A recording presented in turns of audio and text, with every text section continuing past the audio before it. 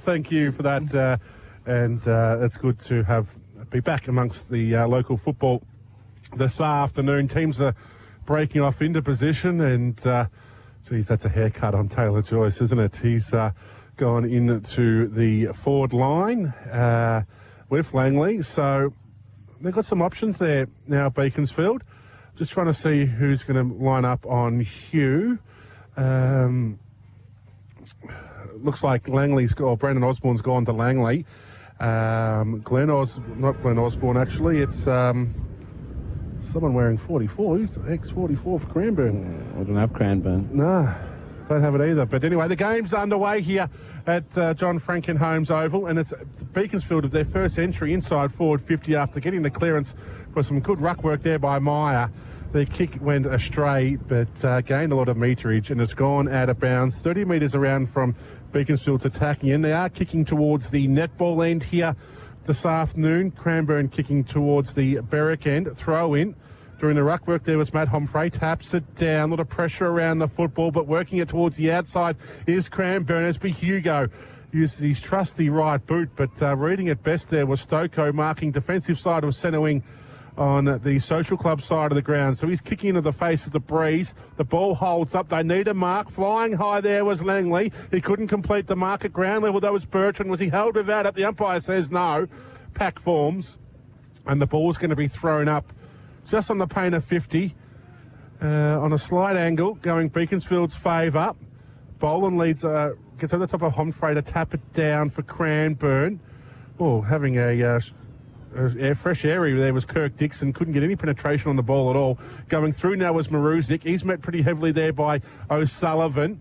Indiscriminate play. Beaconsfield have the numbers. They get it out towards Meyer now. They kick around the body. The breeze has taken that ball close to the boundary line. Did it stay in the field of play just? And basically where we saw the game start, in front of the Social Club, we'll see the ball thrown in once again. No, it is out of bounds on the outer side. So Bertrand will take the free kick. He's got some options to go across the ground. He decides to go up the line with Bertrand. A long penetrating kick looking for Boland. Got two to beat. Bringing the ball to ground there was Bowd. Loose football now on centre wing. Going into the play was Roscoe. He leaves the ball behind. Walker gets worried out of it there for Beaconsfield. Pack forms once again on centre wing. There is a big chunk of players around this football. Blue skies over the ground, probably about 500 metres to the left. It is just bucketing down. So throw up. Boland taps it down. Beaconsfield have the numbers if they can work it out. They try to find Bowd, but reading it best there was Bauer for Cranbourne. He goes back by hand towards Dixon, comes back onto his right side. Pinpoint pass there by Dixon, found Maruzic. Maruzic goes to centre half forward. Thale tries to take the mark, couldn't do so. Jones gets pushed out of it. The 3-on-1 contest in favour of Beaconsfield. Can they get it out? They're under some pressure here by the Cranbourne forwards. Going in to apply a tackle there was Dylan Bass, who's playing up on the half-forward flank today. The umpire goes in and says he'll throw it up. Just saw a Cranbourne player there. 52. Yeah, he's not on the list either. Wow. Just run past us. Not too sure if he's playing or was in the reserves, but doing the ruck work No, he's out. He's out again. Was Troy Thale. He's wearing 66 today. If you're wondering why he's wearing a different number there, the big man, Moz from Cranbourne. Pretty indiscriminate play on the half-forward flank there for Cranny, and the ball's going to be thrown in. I can't call the teams Eagles today. Makes it a bit hard as a commentator, so it's Beaconsfield, Cranny or Cranbourne, depending on what I can use as going through there that time. Was Glenn Osborne. He just threw the hand. That was actually Hugo. Threw the hand pass off. Was intercepted there by Beaconsfield. Squaring pass up towards centre half forward. Dodsworth went with one hand when he needed two. Leaving the ball behind was Tyler Stoko. Goes in a second time. He gets brought to ground. The ball comes out there towards Damien Johnson. His over the top hand pass was well read there by Cranbourne. Trying to get the kick away though on the outer side was Dixon. He was met heavily by a tackle. Did affect the kick as it's gone out of bounds on centre wing. Kane Pollard, Lockie Mitchell, and also Billy Buttons during the broadcast this afternoon. Boland used the strength there against Meyer, taps it down towards Dixon. The boundary line winning out there as Dixon shrugs a tackle. The ball's going to be thrown in once again. We have gone over 4 minutes to play. No one yet to score. Very small crowd here today As you can imagine with this weather, everyone's listening to KC Radio. So Boland taps it down there to Ryan Jones. He breaks the line, kicks up towards centre half forward. Well, Holt, he couldn't quite bring in the mark. The numbers here with Beaconsfield as Welsh goes short towards Bowd. He takes the mark, corralled nicely there by Hugo.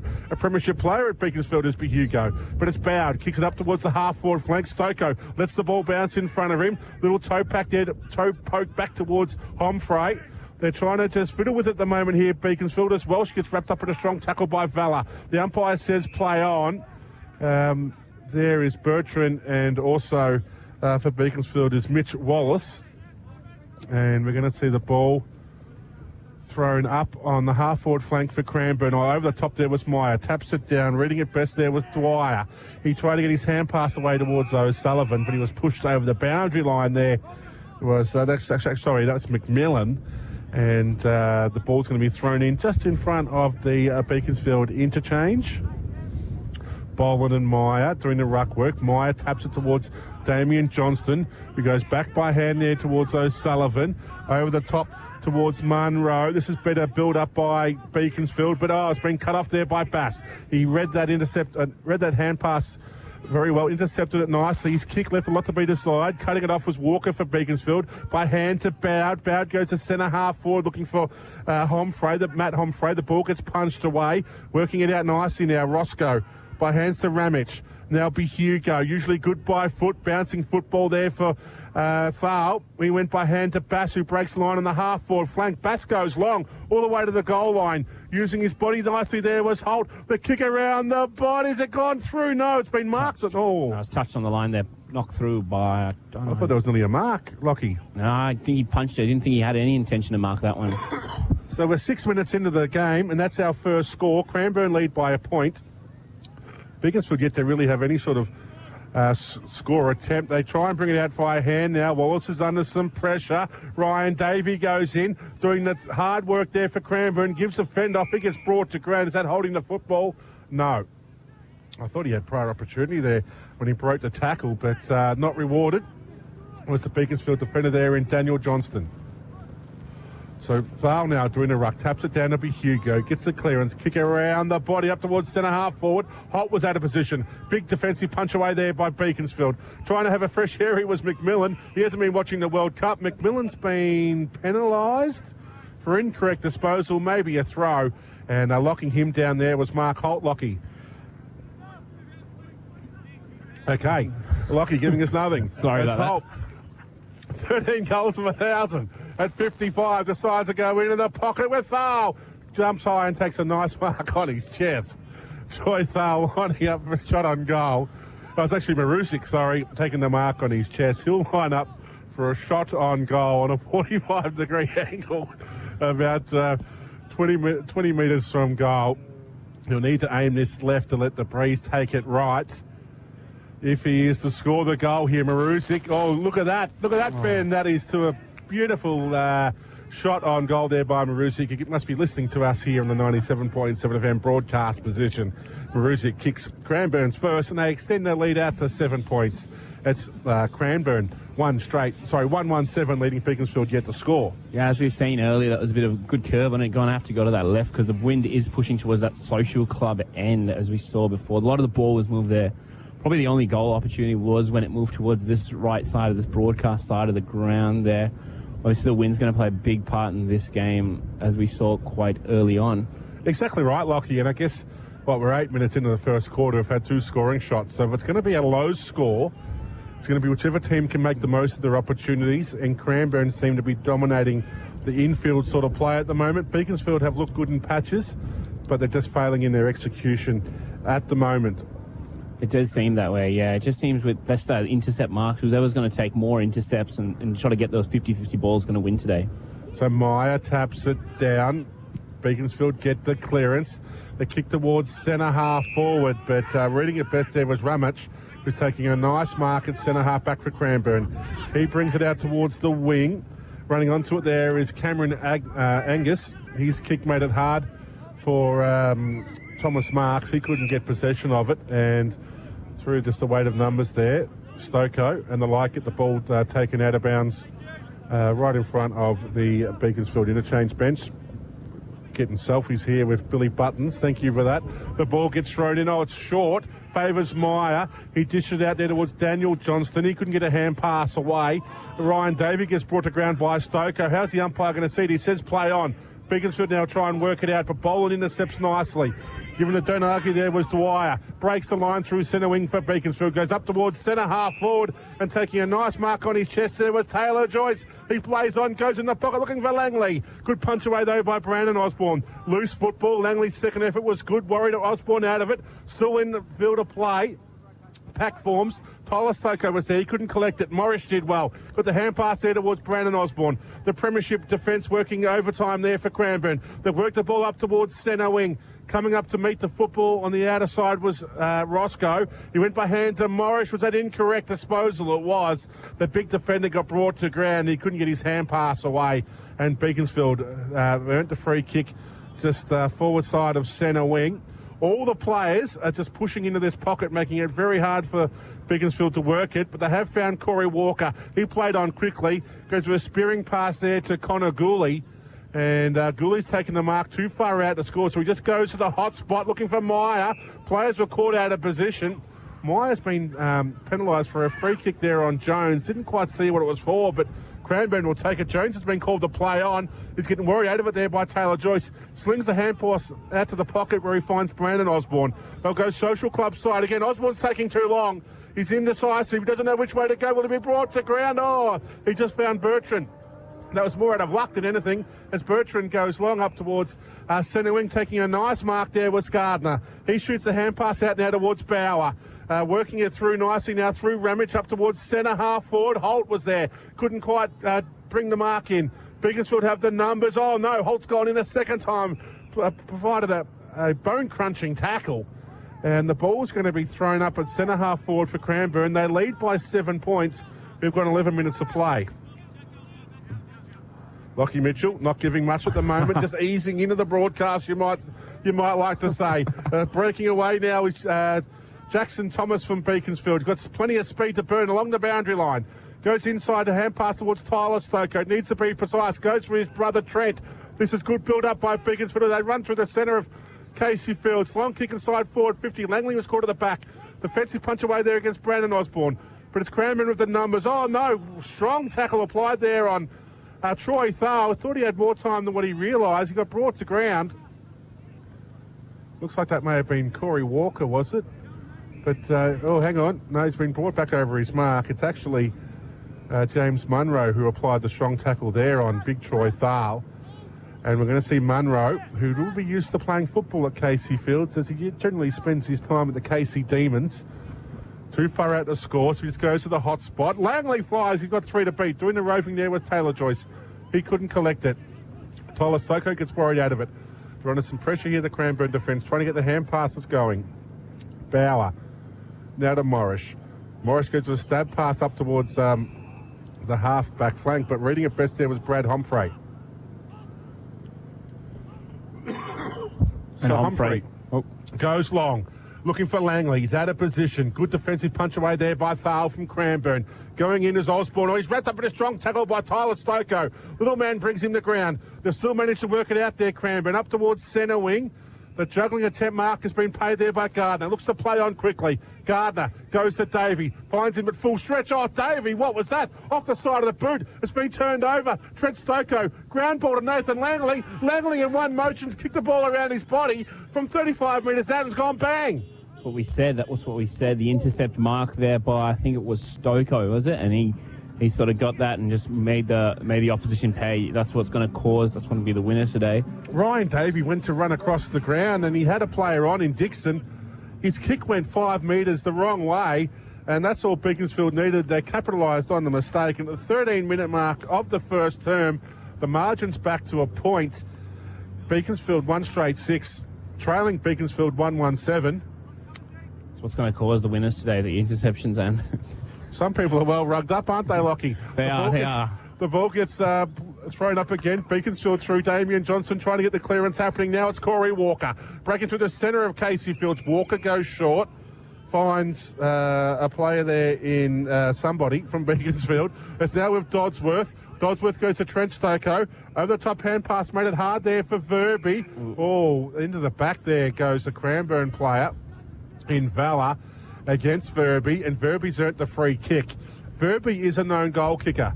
He will have the slight breeze here to his back. He will need to aim it right to left. He'll be kicking this from 55, so it will take his best, but within a minute, Beaconsfield could be back in front. So Riley Verby, he'll take his best. He looks confident. The forwards aren't leading, so he has to go for home.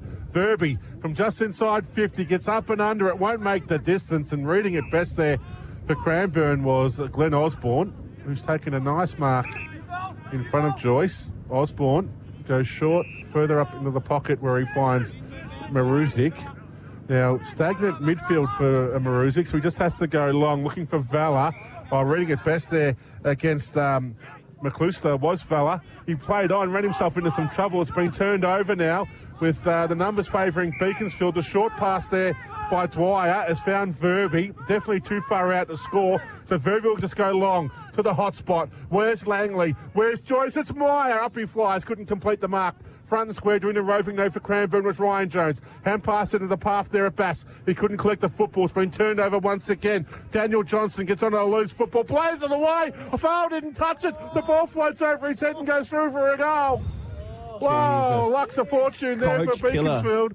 What was Thal doing? He looked at it, he saw it, but he couldn't touch it. As Beaconsfield take the lead here at the 15-minute mark of this second term. Gee whiz, Lockie. Just the wind there, I think it took it over his head there. That's going to coach kill anyone. Obviously, that was a tough one there. He should have got there, should have laid something on it, even marked it. All he had to do was touch it. That's all he had to do. Yeah, well, he sort of saw that. He saw it from a long way out and just let it go over his head. The wind got in his eyes. He'll be hearing about that one, will he, Troy Thal? You won't want to look at that on the Monday morning review. Welsh now on the ruck. Taps it down there for Beaconsfield. His second effort was good. Look at the big man steamrolling the pack. Was he brought to ground and valid? Yes, he was. He's earned the free kick there, Welsh.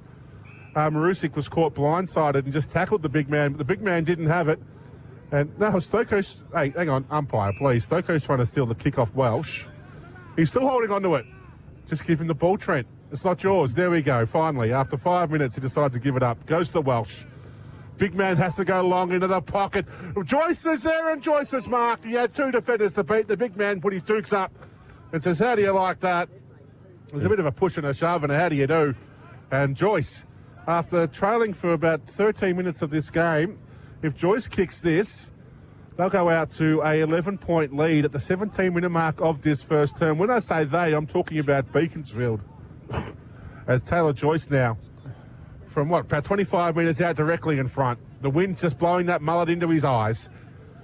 He's a talented forward. It's going to be a good shot on goal. It looks, it's gone right.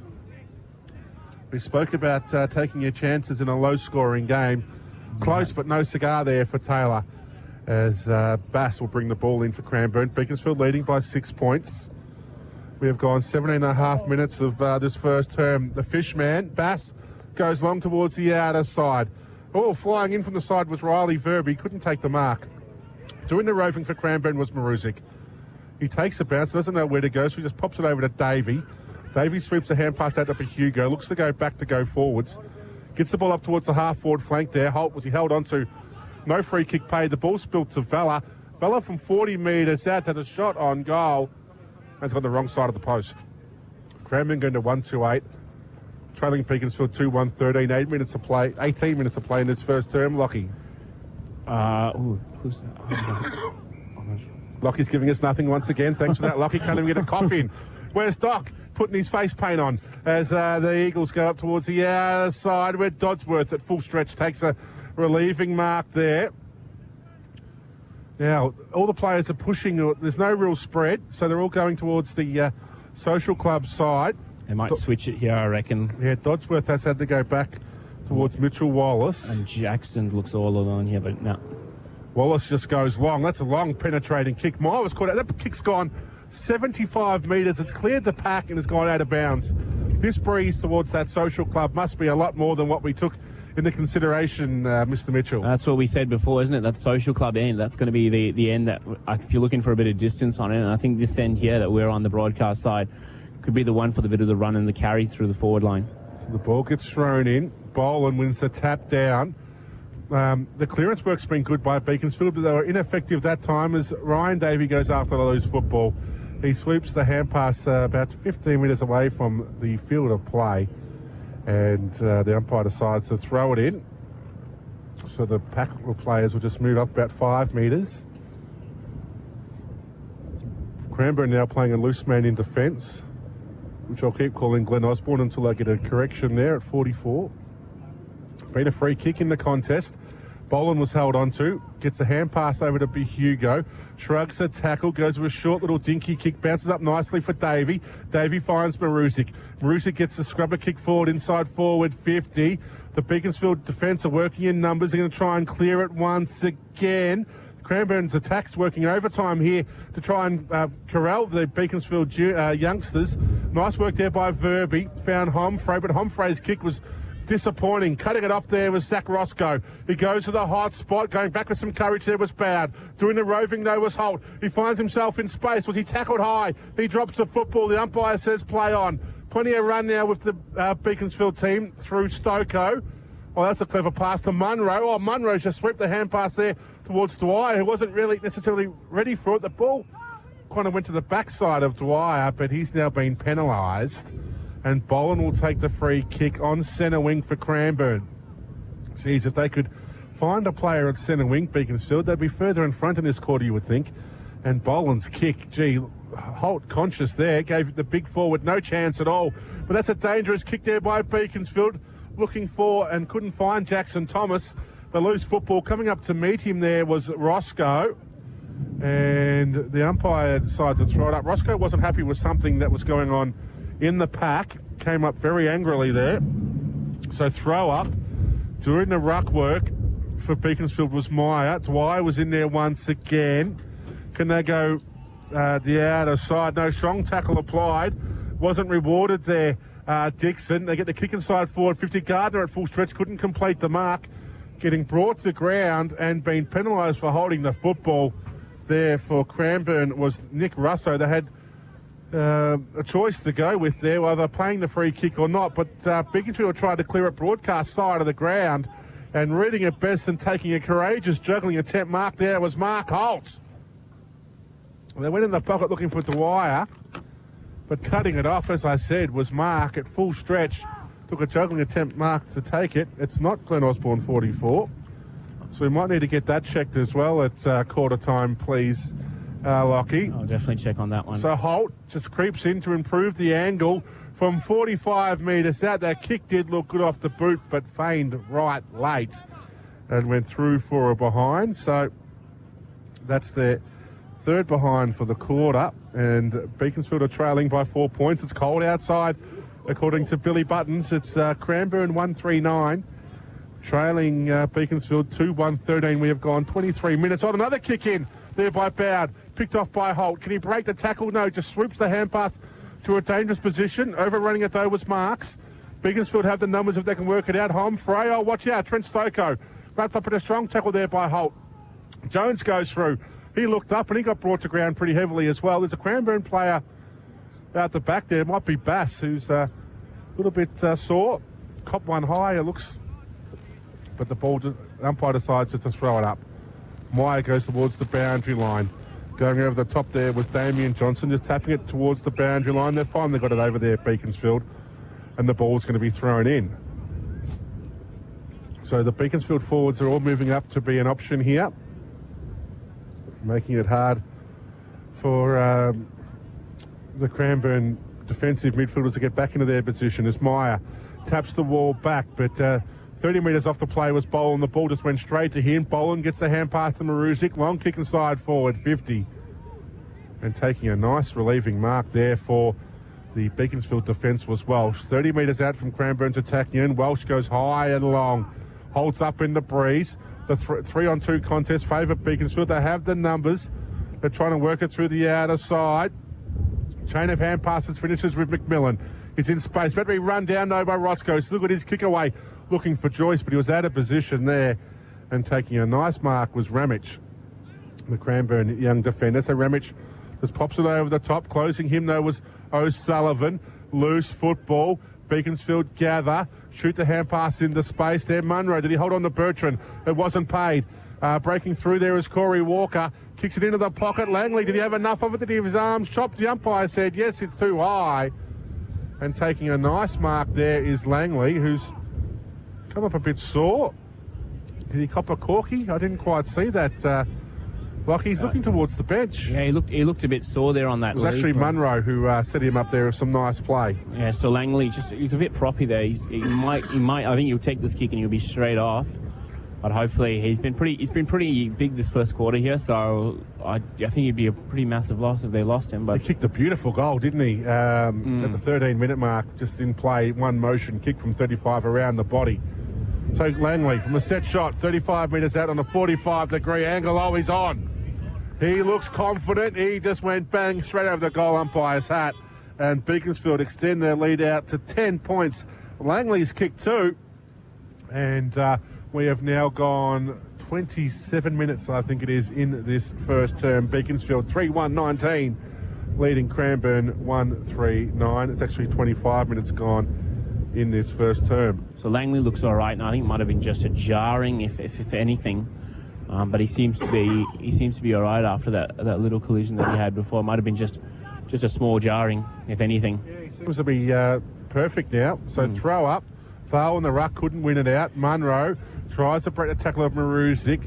Inside hand pass to McMillan, misses the target. Loose football. Glenn Osborne's in there. Ryan Davy's wrapped up by young Tyler Stoko. There's probably close to 15 years difference in experience of football. Ryan Davey has a very decorated local football career. Tyler Stoko straight in his face. He doesn't care. Blind tap there by Thal. Walker gets wrapped up by Ryan Davey. Had to get the hand pass out now to Bowd. He was tackled as he kicked it, but still managed to get it forward towards Stoko. Stoko's hand pass was too slick there for Munro. Caught at the bottom of the pack there was Bass. Was he being pushed in the back? That's a bit harsh, I would have thought, umpire.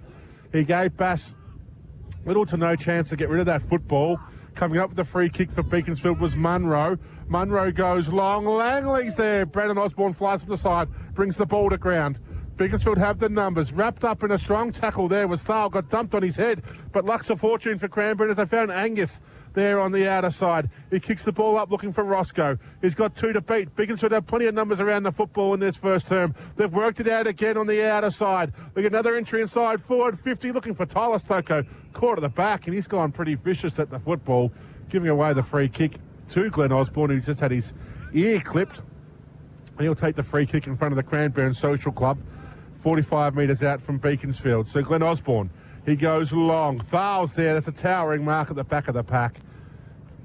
Cranbourne is slow to break. Ryan Jones isn't even running to make himself an option. So Thal just has to go long. Looking for Holt. Was never going to get there. It was a 75-metre pass. And it's all irrelevant because the siren has gone for quarter time. That quarter going 27 minutes. And it's Beaconsfield 3-1-19, leading Cranbourne 1-3-9. You're listening to KC Radio 97.7 FM, game of the day, Sefnal Saturday afternoon football. I'll have to confirm the goal kickers for you because I did miss one early for Beaconsfield. I'll get you some around the ground scores. Nari 7-7-49, leading Pakenham 2-3-15. Don't know if the internet works at Doveton. No, nothing there. And Berwick, we'll check the score there if we can. You can text us 0424 038 977. It's Berwick 5535, leading officer on 4 behinds. We're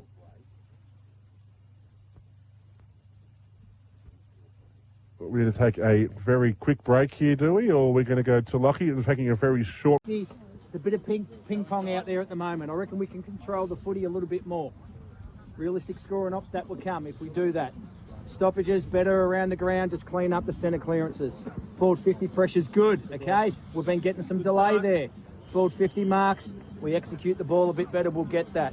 All right. 2 of their goals come from our silly errors, didn't they? 2 goals from our silly errors. One was a total lack of voice, and the other one was just a brain fade. So we're right in the game. Forwards keep hitting up, but make sure around the ground our dropper ball representation is at the front. Don't sneak out the back like we did the other week. When we're patient with our ball use, it's good, okay? There's times to go quick and there's times when we've got to be a little bit patient, and it worked for us. That's how we got our goal, so keep doing that. Stay composed. The game will ebb and flow. We're playing a good side. We're not going to control the game for 100 minutes of the game, all right? So when they start controlling it a little bit, that's when we've got to be our most composed. That's when our voice has to be at its best. You can see when we do get the ball on the outside, though, it can hurt them. You can see on the outside, it can hurt them. So if we're composed in here, then we release, we'll open them up. Then we can get our fast play. Stoppages, no shootouts. No shootouts in there, stay disciplined. I reckon our pressure's good. Just our teasing distance on some of their exits coming from one end of the ground to the other. I reckon we're hoping for maybe the weather or for a shit kick. Close our teasing distance up just a fraction, and that will give us our intercept game, okay? That will give us our intercept game. Like I said, 2 goals from their errors, from our errors. Clean it up, stay composed, keep that outside game. We keep the outside game, we'll open them up. All right, Concede here. Vel, we'll change your role back into the wing rotation, okay? He's still our target player. I want to see him targeted, okay? So keep that outside rotation going. So, what do we got? Yeah, Nick, you start there. Cam, you'll just be a forward rotator now, okay? Back half stays the same. Boys, keep the pressure up. Let's go, boys. Win the inside, own the outside. Forwards, keep hitting up. Passionate quarter time. Berwick lead by 32 points against Officer.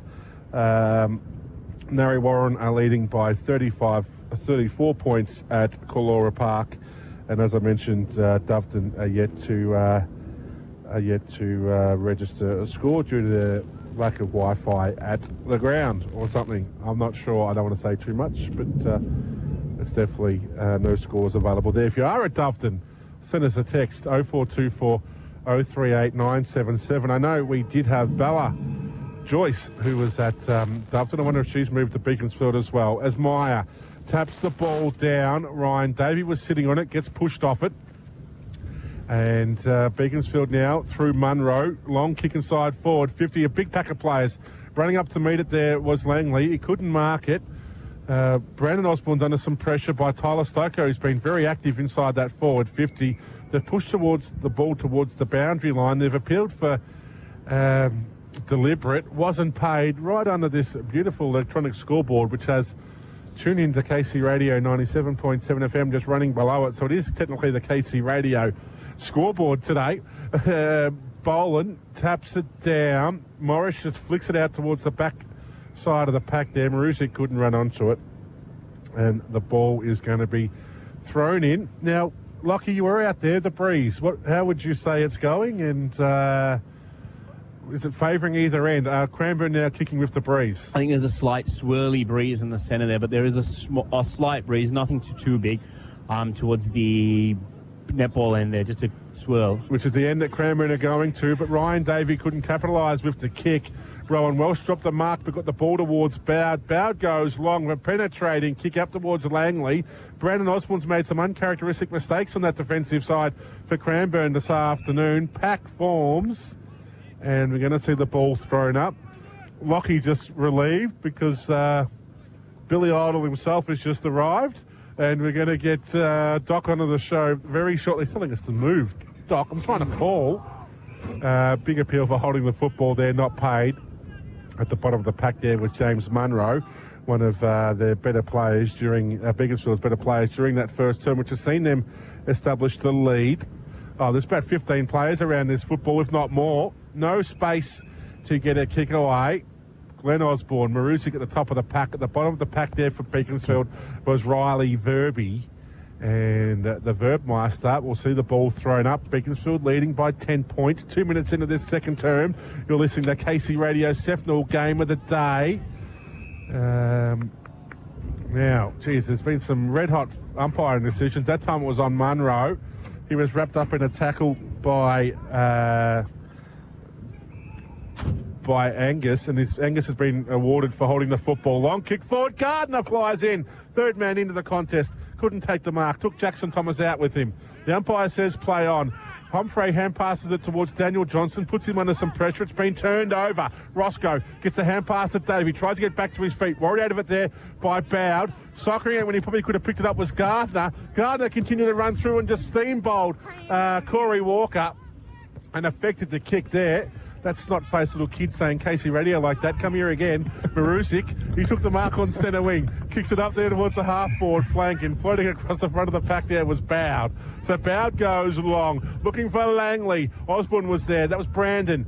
Has a teammate in support, but that was Ramage. Gets a short kick away. Dixon didn't read it, and floating into the front there was Daniel Johnston. He's now been called to play on. His kick was partially smothered. Brad Humphrey clicked at the football, went back there towards Johnston. Has to go back to Kyle O'Sullivan. Oh, he hand passed it on instinct. Intercepting it there was Boland, who goes to Marusic.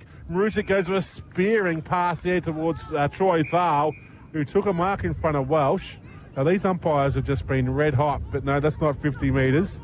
Hugo came onto the field, asked for it, but Dixon's the option that he's taken. So Dixon takes the mark just forward of centre wing. He's got Hugo on the short, decides to go long, looking for Ryan Jones, but reading it best there was Kyle O'Sullivan. They call him Chaos, as O'Sullivan gets the hand pass to Bowd, who's put him under some chaos. Over the top towards Welsh. The 1-2 working out for Bowd. Looking to come back onto his right side. Has to sweep the hand pass to O'Sullivan. O'Sullivan's indiscriminate kick forward. Bouncing football. Coming up to meet it there with Trent Stoko. But wanting it more was Morris. He got the hand pass to Bass. Bass gets dragged as he's kicked it. Found Davey. Davey puts it over the top in space, and taking a mark is Thomas Marks. He gets the 40 metres out. We have our first goal of the quarter. He's had a shot on goal, and the umpire had fooled everybody when it's a goal. She went left when she should have stayed in the middle. No one was sure what was happening, and the goal has been paid there to Thomas Marks, and he's kicked his first goal, and Cranbourne second. They go to 2-3-15. Bloody nightclub here. Trailing Beaconsfield 3-1-19 at the, I think it's about the 8-minute mark of this second, 5-minute mark of this second term. And it's no better time to introduce the man we've been talking about all afternoon. Good afternoon, Doc. Good afternoon, KP. Good afternoon, listeners. What a game we've got on our hands here. I'll let you keep calling. Long kick inside forward 50 by Beaconsfield. Langley couldn't take the mark. Pack around the football once again. A little bit of stuff. Oh, Bertrand and Langley are going at it just off the play. But it's Verby. Gets onto a loose football. Kicks it long, and it's Joyce on a lead. He took the mark on his chest. He bet Wapshot there, who slipped over at the wrong time. And Joyce has taken a mark on his chest. He's on a very tough angle here, Doc. What do you think of his chances? He's only got about 25 degrees here, but look, which way is the wind blowing today, Lockie? It's probably blowing towards the right, so you'd have to push this left. Oh, he's just showing you how to do it from point blank range. Don't worry about the wind when you kick the ball that bloody hard. Joyce has kicked his first goal of the afternoon. It's a bit of a swirly breeze out there. Listening to you guys as I was travelling over by car while I was putting my face on, as I heard. Thanks for the referral. But Beaconsfield were 4 to 5 goals up when I left at that stage. I noticed you didn't have a score from them. Berwick. Yes, Berwick to zip. Yep, they're out to a 35-point lead, I think. Thanks for that, Doc. Now, Lockie's quite happy because I crossed him a couple of times and he gave me... No. I don't know. You got a couple of weeks. Yeah, it's Is it 2 pies with one with sauce? Shocking. What do you think of that Lockie? It's not good enough. I didn't realise we're in the middle of summer. I didn't come appropriately retired either as well. There we go. Hang on, what's happening here? What have we missed? I think the ball's going down the hill. The ball's gone walkabout, I think. Those pesky little kids will go and get it. They sent the terrible threesome of actually running down the hill to go and chase it down to maybe the creek area over there as well too. Hope they don't drown today. Right. Steve O'Brien looking very huffed at the right up against the boundary line like he was last week. He doesn't look quite as relaxed as he was last week. Very PG little spray there at quarter time. Very, very PG related. So. Well, I think because you were there, it may have been toned down just a little bit, Lockie, but he wouldn't be happy with the way this game has gone. Both teams have had the same amount of scoring shots. We spoke about it earlier, Doc. It's going to be a low-scoring game. It took us 8 minutes before we saw the first goal of the game in that first term. But Beaconsfield have really capitalised on their opportunities, kicking 4 goals, 1 to 2-3, and they lead by 10 points. Well, we saw 3 tackles, 2 kicks, and they went nowhere. But now it's Cranbourne moving the ball forward through Boland. Short hand pass to Bauer. Goes up to Hugo. But Hugo to Dixon. Comes back onto his left side. Dixon goes long into the pocket. Welsh is there. Welsh flies. Good punch away, though, by Marks. Doing the roving with Ryan Jones, and he had his head taken off. Munro holds foul, but no free kick was paid. Beaconsfield have the numbers on the outer side. The battering ram there, Welsh, just opens up the pack, then slaps it towards Munro. Going through there, trying to get it out now is Humphrey, but he's been brought to ground. Beaconsfield almost treated it like a stoppage around the ball when the ball came to the ground. Then they had like 4 or 5. They had themselves organised almost in a circle around it. Then and they were giving it options out everywhere. Yeah, they're quite content to very use well their organised. bodies. Yes, Tyler Soko's been enormous, just putting some forward pressure on and. I was laughing at Boland's knee-high kick a minute ago. That's what I was laughing at the start of the stoppage. So Boland taps it down there. Speaking of Boland, Shane Boland's nowhere to be seen. Bauer tries to get it on the football, but Dodsworth wanted it more. Back by hand towards Walker. That's a dangerous hand pass. Picking it off there was Davey, but tackling him to the ground there was Trent Stoko. And coming over the top was one of the Johnston twins, and I'll go with Daniel. Even there, that's actually Damien. The mother can't even tell them apart. The ball gets thrown up at centre half forward. Meyer goes a juggling attempt, then does his own roving. Goes with some sort of looking torpedo up towards the half forward flank. Munro gives a don't argue, breaks away with pace, goes there looking for for Langley. He's got underneath of Brandon Osborne. Taylor Joyce has socketed off the ground from 15 metres out, but the umpire said it was touched.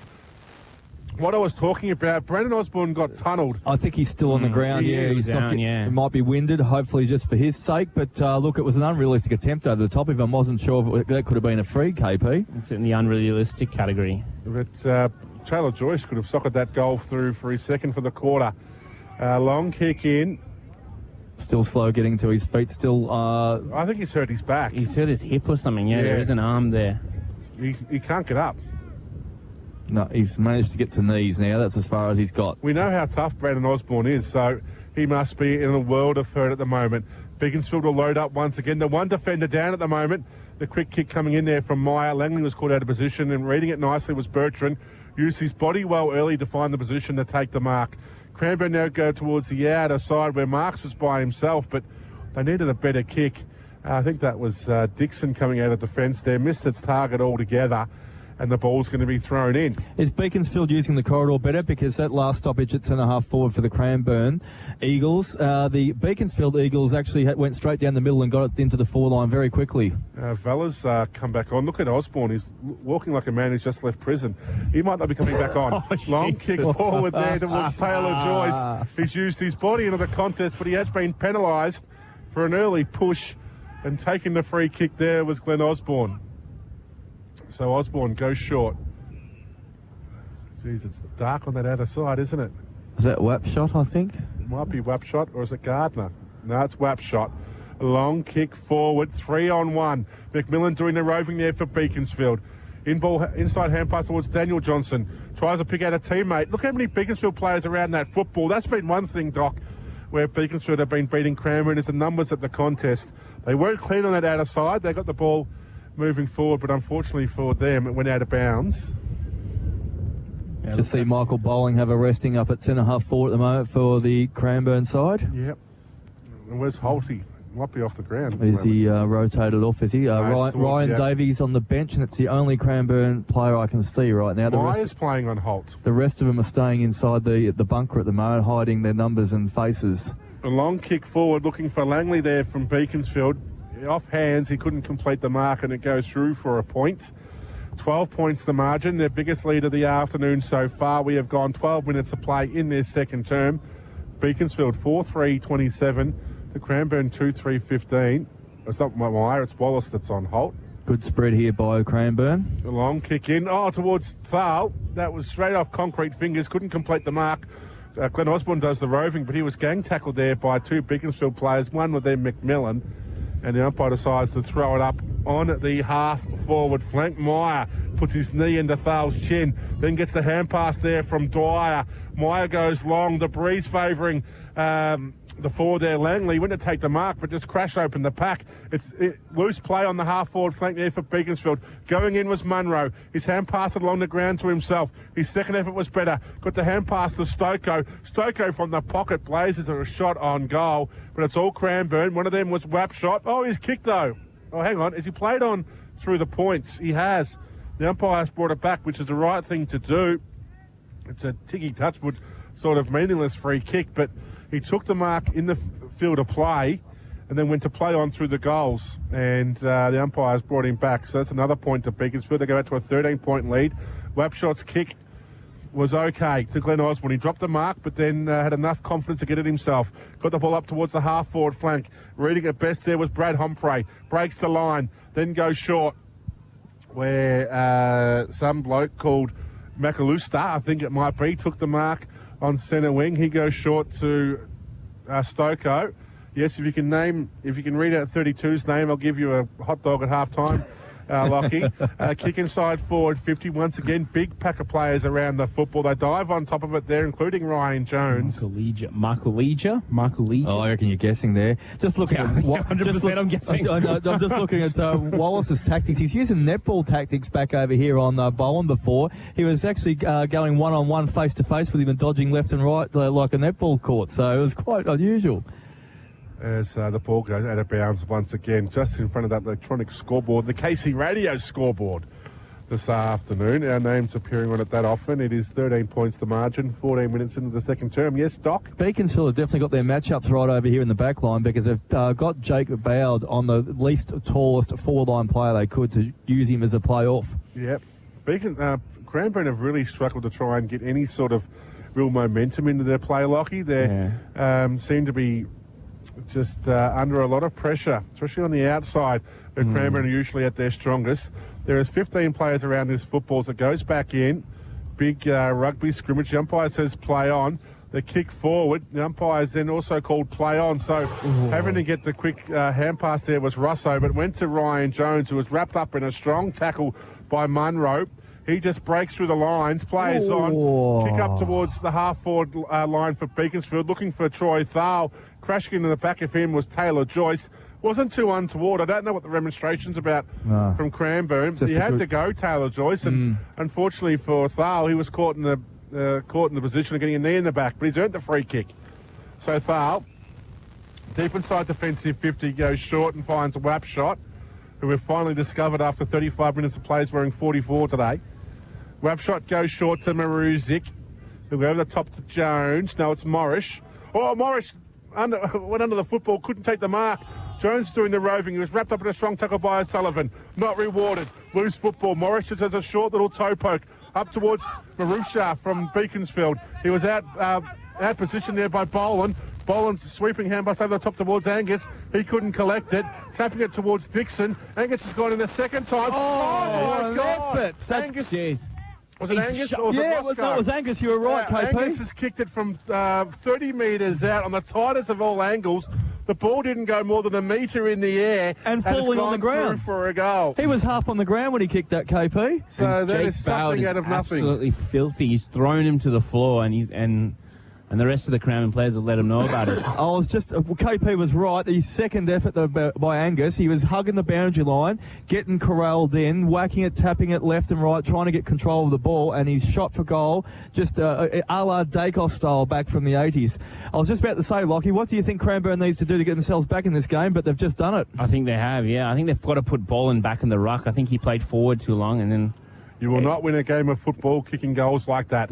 It's 7 points the margin in favour of Beaconsfield. Breaking out of the pack there was Daniel Johnston, but a strong tackle from behind there by Valor, using his blistering pace to his own advantage, brought him down and has earned the free kick. It was actually Damien there. So Valor, usually good by foot, goes towards Gardner, and just reading it best there against Humphrey. He went early, and then realised the ball was floating back. Got into his position early, and you're not going to move Nathan Gardner too easily when his feet are planted. And he took a nice mark, and this could be 2 goals in a minute for Cranbourne, and they can actually reduce the margin to only 1 point. 17 minutes gone in this second term. Beaconsfield lead 4-4-28 to Cranbourne 3-3-21. But kicking from 45 metres directly in front is Nathan Gardner. He's usually good off the boot, and that's no exception there. Gardner's kicked Cranbourne second in a row, and we're back to a 1-point ball game. Just when you thought Beaconsfield were getting on top, Cranbourne come back late in the term. We have gone 17 and a half minutes. It's Cranbourne 4-3-27, trailing Beaconsfield 4-4-28. And before you boys jump in with your expert comments, it's interesting to note Beaconsfield's last 3 scoring shots have been behinds. Mine's only a quick one. The decoy was working then because he was out at centre-half forward, and Scott Meyer dropped back on Mark Holt, made it a 2-on-1 contest, which didn't even get anywhere near him with his regular opponent.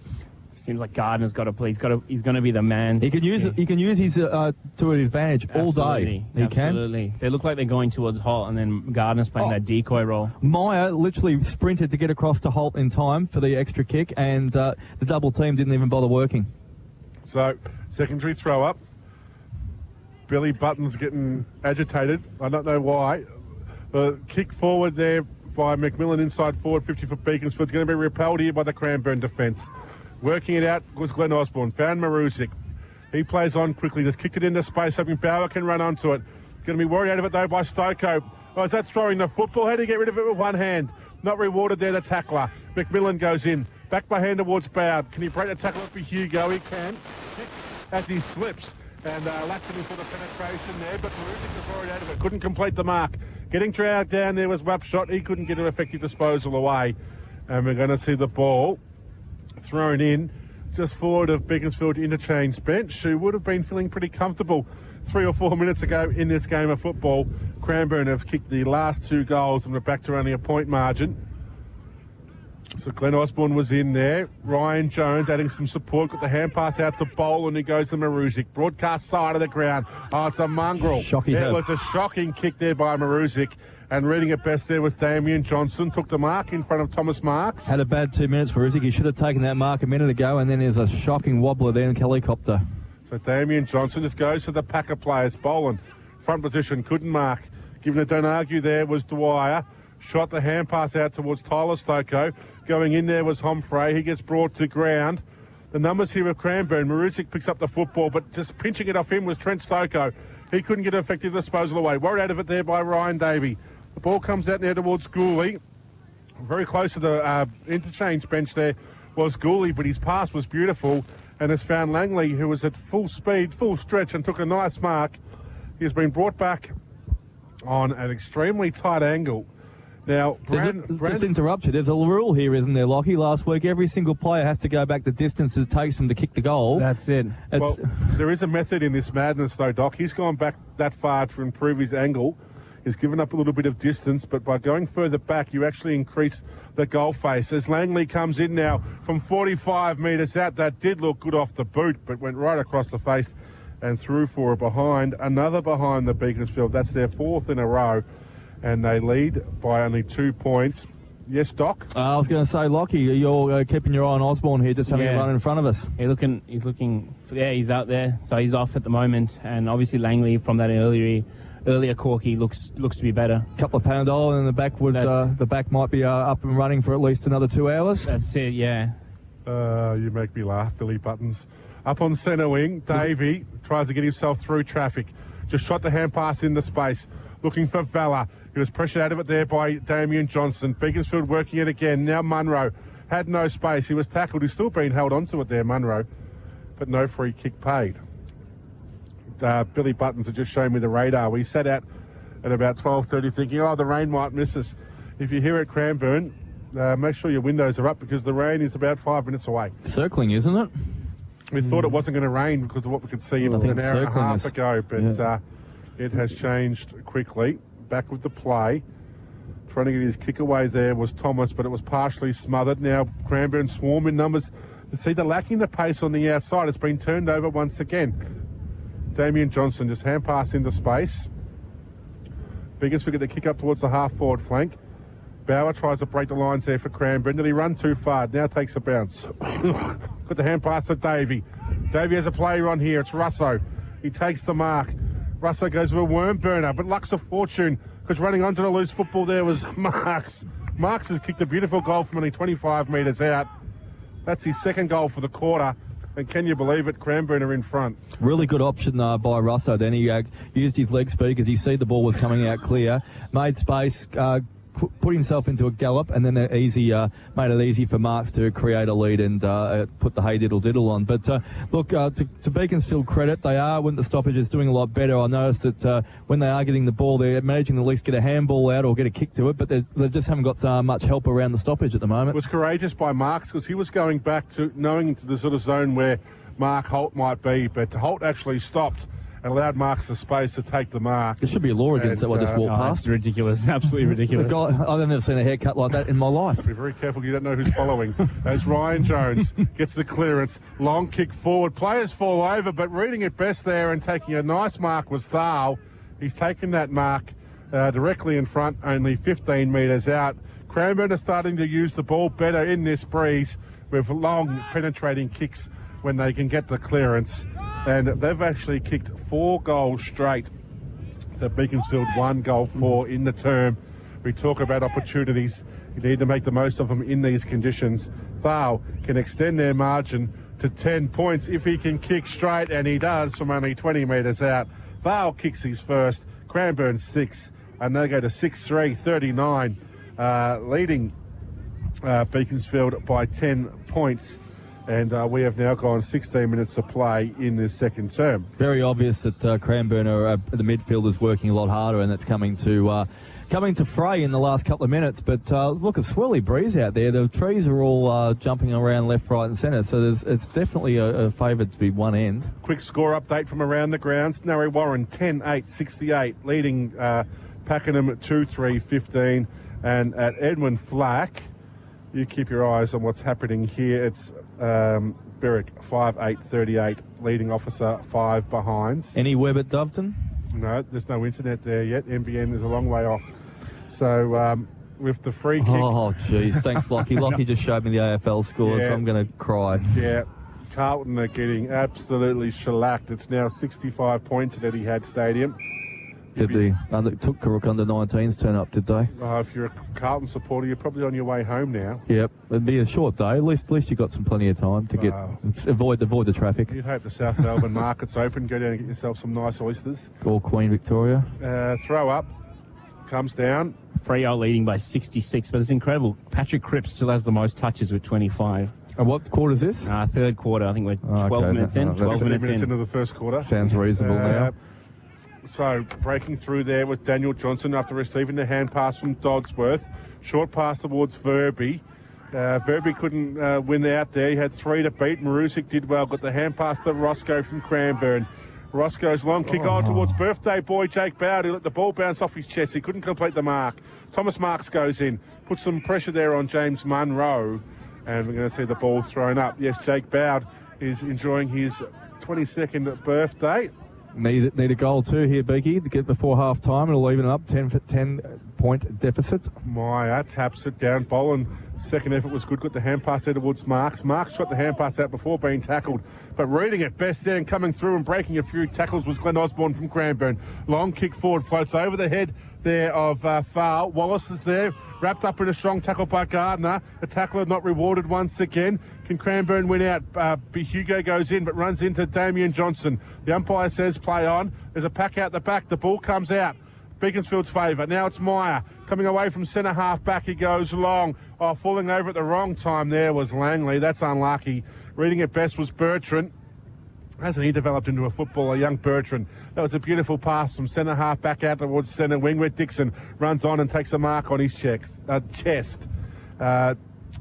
Ball still in play on the half-forward flank there. Thal got the hand pass back towards Morris. His kick was partially smothered, so attacking it again there was Thal. Tries to break the tackle of Wallace, couldn't do so. Beaconsfield's numbers win out. Now Verby on the half-back flank, hand pass into space, finds Munro, who uses Dodsworth. Now McMillan goes back to Munro. Geez, he adds something to this Beaconsfield midfield, doesn't he? James Munro, long kick forward. Langley was caught out of position. The Webshot hold on to Joyce. The umpire says no. Wapshot goes to Bertrand, retreats back to the goal line. Now gets a hand pass out to Wapshot. Wapshot comes broadcast side of the ground. Kicks it in the path there for Roscoe. Has to tap it. The 2-on-1 win out there for Beaconsfield as Cole O'Sullivan goes in to add some support. Goes towards Joyce. He just says, get out of my way. Breaks a tackle. Gets a hand pass to McMillan, who goes to Verby, who's flopped. Yep. He flopped that Verby. Rather than getting rid of it, he tried to play for the free kick. And the umpire says, none of that home and away bull crap here. Rabbit in the headlights. And Cranbourne will take the free kick. Lucky I said crap because I knew Nia was listening. And the long kick forward there by Cranbourne up towards centre wing. Flying in from the side there was Bowd. Punches the ball away. Holty was there in support. Received the hand pass. Long kick forward. And Gardner just pushes Humphrey out and took some mark on his chest. He was roving, Holt. He wind back the clock with that he's run. having a big smile over it too. He's right with his roving work then. He got the ball off the ground. He was outside midfielder there for a second. Even That's some more work done on his arm though, Holt. he's having a bit of a giggle out there. Loving his football. Very impressed with Dixon's work across the half-back line there. And it's a lot of run and carry that they're doing. But I think Cranbourne are getting the numbers back better all the time. Can they make it 6 straight for the quarter? Gardner looking for goal number 2, and it is. 6 in a row there for Cranbourne. Gardner's kicked his second of the quarter, and they're up and about now, the Cranbourne Eagles, as they extend their lead out to 16 points. Can you believe it, after Beaconsfield were dominating for most of the first half of this quarter? Cranbourne go to 7-3-45. Leading Beaconsfield 4-5-29. How good's that decoy going on? Following his good form from last week, Lockie. That's it. Look, even we saw Holty in the middle there. Just never seen him outside the 50, really. So we love to get one of those. Love to get an assist in that one. But Gardner's the decoy. He's just absolutely killing him again at the moment. Absolutely. Look, he looks to be on here as well. So Boland has to do his own centre clearance work there, but his kick lacked any sort of penetration, and Bowd read it best in front of Mark. So Bowd now plays on. Checks his option, goes short towards Daniel Johnson, who didn't mark, just tapped it towards Munro. Smart. The former Casey Demians players linking up nicely. Trent Stoko, no, it's not Stoko, it was Sean Dwyer. Tried to be Dusty Martin, gave away about 4 fend-offs, and then found himself in a world of hurt and got tackled by Marusic, who's come up short. Yeah, he's hurt himself too. Looks like very a lame right leg. Yep, will it affect his kick? You don't know where he's going to kick it most of the time anyway. It's up and under in the breeze. Flying in, third man into the contest was Bowd. Couldn't complete the mark. Trying to get it out there with Daniel Johnson. He's been wrapped up strongly, though, by Ryan Davey. Maruzic's grabbing the right hip. So that's the lane. I haven't seen Brandon Osborne come back on either. So we'll see what happens after half-time. Oh, Vella has to do the ruck work against Meyer. And he did pretty well, but they couldn't capitalise on that as Walker goes through. Shows a blind turn. Gets a hand pass towards McMillan. Short little hand pass there to Damien Johnson. He goes up towards centre wing where Cranbourne have the numbers. Morris sweeps a hand pass to Glenn Osborne. Needs to be precise by foot. Goes towards centre half forward where Roscoe runs onto the loose football now. Can he collect? He was going at full speed. No, he couldn't. He was met there by Daniel Johnston. He just does a clearing kick up towards centre wing looking for Stoko. That cannot be deliberate. Umpire, you've made some terrible decisions today, but that wasn't one. And the ball's going to be thrown in. 2 little things from Beaconsfield over here. Walker going through the pack, did all the fancy stuff, the blind turn, the twist, the thing like that, but did not hit that handball on the hands. Same with what Johnson did over there. Did a fantastic contest, got the ball, kicked it out, but couldn't hit that pinpoint man. Beaconsfield are just not quite hitting their targets at the moment, and that's where they're falling down. And that's why we've seen a 25-point turnaround since quarter time in favour of Cranbourne. Another wasted kick inside forward 50 there by Beaconsfield. Taking a nice mark there may have been Ramage, and that is the siren for half-time. That quarter going for 31 minutes. The half-time score is Cranbourne 7-3-45, leading Beaconsfield 4-5-29. In that quarter, we saw Cranbourne kick 6 straight goals to Beaconsfield's 1 goal 4. Before the boys have just given me absolutely nothing. Marusic. No, I'm watching the bench to see if Osborne come up, and he's got the tracksuit top on. And look, he was trying to give himself a fitness test before running along the boundary line. But I reckon he's under 50% chance of coming back on after half time. They haven't brought out the ice. If you see ice, that's usually the first one gone. But he doesn't look to be good, does he? He can't even walk. Let's not take the tracksuit for too much. Just put maybe it's just a cold day. And Boland also coming off the bench there. You wonder what he's got installed for that second half. But at halftime, the goal kickers for Cranbourne We saw a couple of players kick 2 in that quarter. That was Thomas Marks and also our man, Nathan Gardner. We do appreciate the Gardner's support signing up as members today, Doc, which is fantastic. Other goal kickers is Angus, Thal and Marusic. That's the 7 goal kickers there. Yes, Mark Holt is yet to kick one. Still need this afternoon. And we were talking off air. We think Beaconsfield will need a lead of at least about 10 points or so, you think, going into the final term. Yeah, you think this is the quarter that really they're down now by a bit now. 16 points. 16 points there. As I quickly calculate that. 16. See, you struggle with the scoreboard. You're used to only seeing one goal. Yeah. For the whole 90 minutes. That's it. Yeah, that's it. So 16 points is a lot, and we've resumed here. So we have, and it's Cranbourne with the clearance through Ryan Davey. He hurried kick forward up to the half-forward flank. Beaconsfield have the numbers there if they can work it out. But no, it goes out of bounds. Sorry, it was very deep in that pocket, just in front of the scoreboard. So we're less than a minute into this third term. Doc is doing some media relations and giving us nothing at the moment as Meyer taps it down. Cranbourne, plenty of numbers around this football, goes out towards Ryan Jones. He just hugs. Just a lot of affection going on there, isn't it? He goes, "Did you see me last Saturday night? I brought it all out. I had the liner on and the face paint, and I was looking top notch at the We Will Rock You debut. I was one of the head leading local personalities. That's Doc, D-O-C, if you don't know how to spell it. The ball gets thrown in, and the pack forms once again, and the ball's going to be thrown up. Geez, one night was Freddie Mercury, and he's got affection for everyone, isn't it? The ball gets thrown up once again. Going through there was Boland. Tapped the ball towards Ryan Davey. Kicks the ball up towards the centre half forward position. Holt working hard but couldn't get effective disposal away. Beaconsfield go back by hand towards Welsh. The big man, though, was brought to ground. He's been tackled. Plenty of numbers here, but Beaconsfield are just finessing with it at the moment. Going down in the tackle there was Damien Johnston. Now they get a kick away through Munro, but it was partially smothered. And it goes out of bounds. Geez, that was an ugly bit of play on that outer side. Beaconsfield had plenty of opportunities to try and get some meterage, but they failed to do so. So in a very dangerous position here for Beaconsfield. They wouldn't want Cranbourne to get the first goal, that's for sure. Throw in. Holt doing a ruck work there against Meyer. Meyer taps it towards the back. Ryan Davies there trying to extract it out, but couldn't do so. Then it was Damien Johnson just threw the ball out. Now they get a kick forward by Dodsworth up towards centre wing. Courageous attempt there by Glenn Osborne. He was pushed into the contest by Verby. No free kick was paid. Still loose football there on centre wing. Tyler Stoko goes in now. Gets a short little hand pass away to Dodsworth. Stands up in a tackle. Tries to find Munro. Reading it best though was Dixon. The umpires are just letting this go. There's a scrimmage of players around the football. Surging it forward for Beaconsfield there was Dodsworth. Bertrand was under some pressure. The slick hand pass comes out now towards that man in Homfray, and the Cranbourne defence were caught napping. Wapshot gave Joyce a couple of metres, and Joyce, that's all he needed to take the mark on his chest, and he'll line up for a shot on goal. That's what we said, isn't it? We said that at the halftime break. We need Beaconsfield to really capitalise this quarter if there is that 3-4 goal win. And it's obviously set up here with Joyce and obviously Boland. He's kicking from 45 metres out.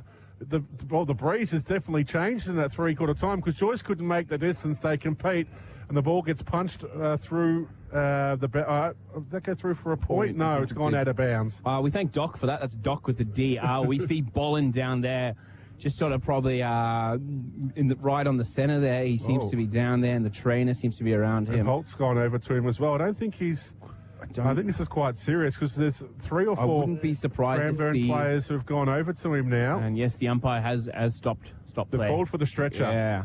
So I didn't see exactly what that was, but it seems to be quite serious because Holt, Gardner and also Dixon have gone to their big man who was on the ground. And the stretcher has been called at the 3.5-minute mark of this third term. I see some cars on the outer side there with their lights on. We'd love you to flash them if you're listening to KC Radio, but make sure that you do turn that engine over so you don't get a flat battery because the RACV service can be a little bit slow. And just joining us in the broadcast position now is Nick Creeley from the Pakenham Gazette. He's just going to warm up a bit because it has turned very icy. My hands are hardly working. But there is a break in play now. I didn't see what happened on the outer side there, Doc, but obviously Boland's in a world of hurt just looking at the way that the people are around him at the moment. Looks like it could be a lower leg injury for the big man, which will be a bit of a headache that Steve O'Brien wasn't looking for. I couldn't summarise it any better than that, KP. Nick and I were talking about the second stretch has been called out now. Sorry, Doc. No, I couldn't summarise it any better. You're right on the money there. Nick and I were talking about the Berwick game earlier today when James Magna's comeback, which I'll talk about in a second. And Boland's. I just wanted to say you're right. The stretch has come out. We've got about half a dozen or 8 trainers and runners around there and carrying him off. So. Yeah, we wish him all the best and hope he, it's not too serious an injury. James Magna had a pretty outstanding game in the reserves today. Started in the midfield and ran through the forward line at full forward and just he sort of managed his own time to a certain extent today. Didn't do much time on the bench. He just rested up in the forward line and pretty much dominated. They put the ball on his head and he would just muscle him at the full forward position. I think he kicked about 2 or 3 goals and probably I'd say with the best half a dozen players for Berwick today. So it won't be too long before we see him back in the seniors. Match fitness, I think, was probably just all he needs, KP. Oh, now what's happened here? Have they given up? They've had the... What are they shaking hands for? No, they put the stretch on the ground. No, is it too heavy? They've had to stop. He's only got about 50 metres to go. And they've had to stop on the ground. Or less. To swap hands. And now they're getting him off. Yeah, there is a bit cold, Billy Buttons. I haven't seen that before. There's a very funny YouTube clip though. If you want to see some soccer players, soccer players getting taken off the ground on stretchers. You see the medical team sitting on players' heads, but miraculously playing again 2 minutes later after they've been stretchered off in soccer, of course. Well, we've lost 3 minutes here, so it will be a late quarter, and that's a deep throw in. Wapshot went to collect a football, hit him on the chest, and the umpires picked out a free kick. It's gone to Taylor Joyce. Everyone's confused.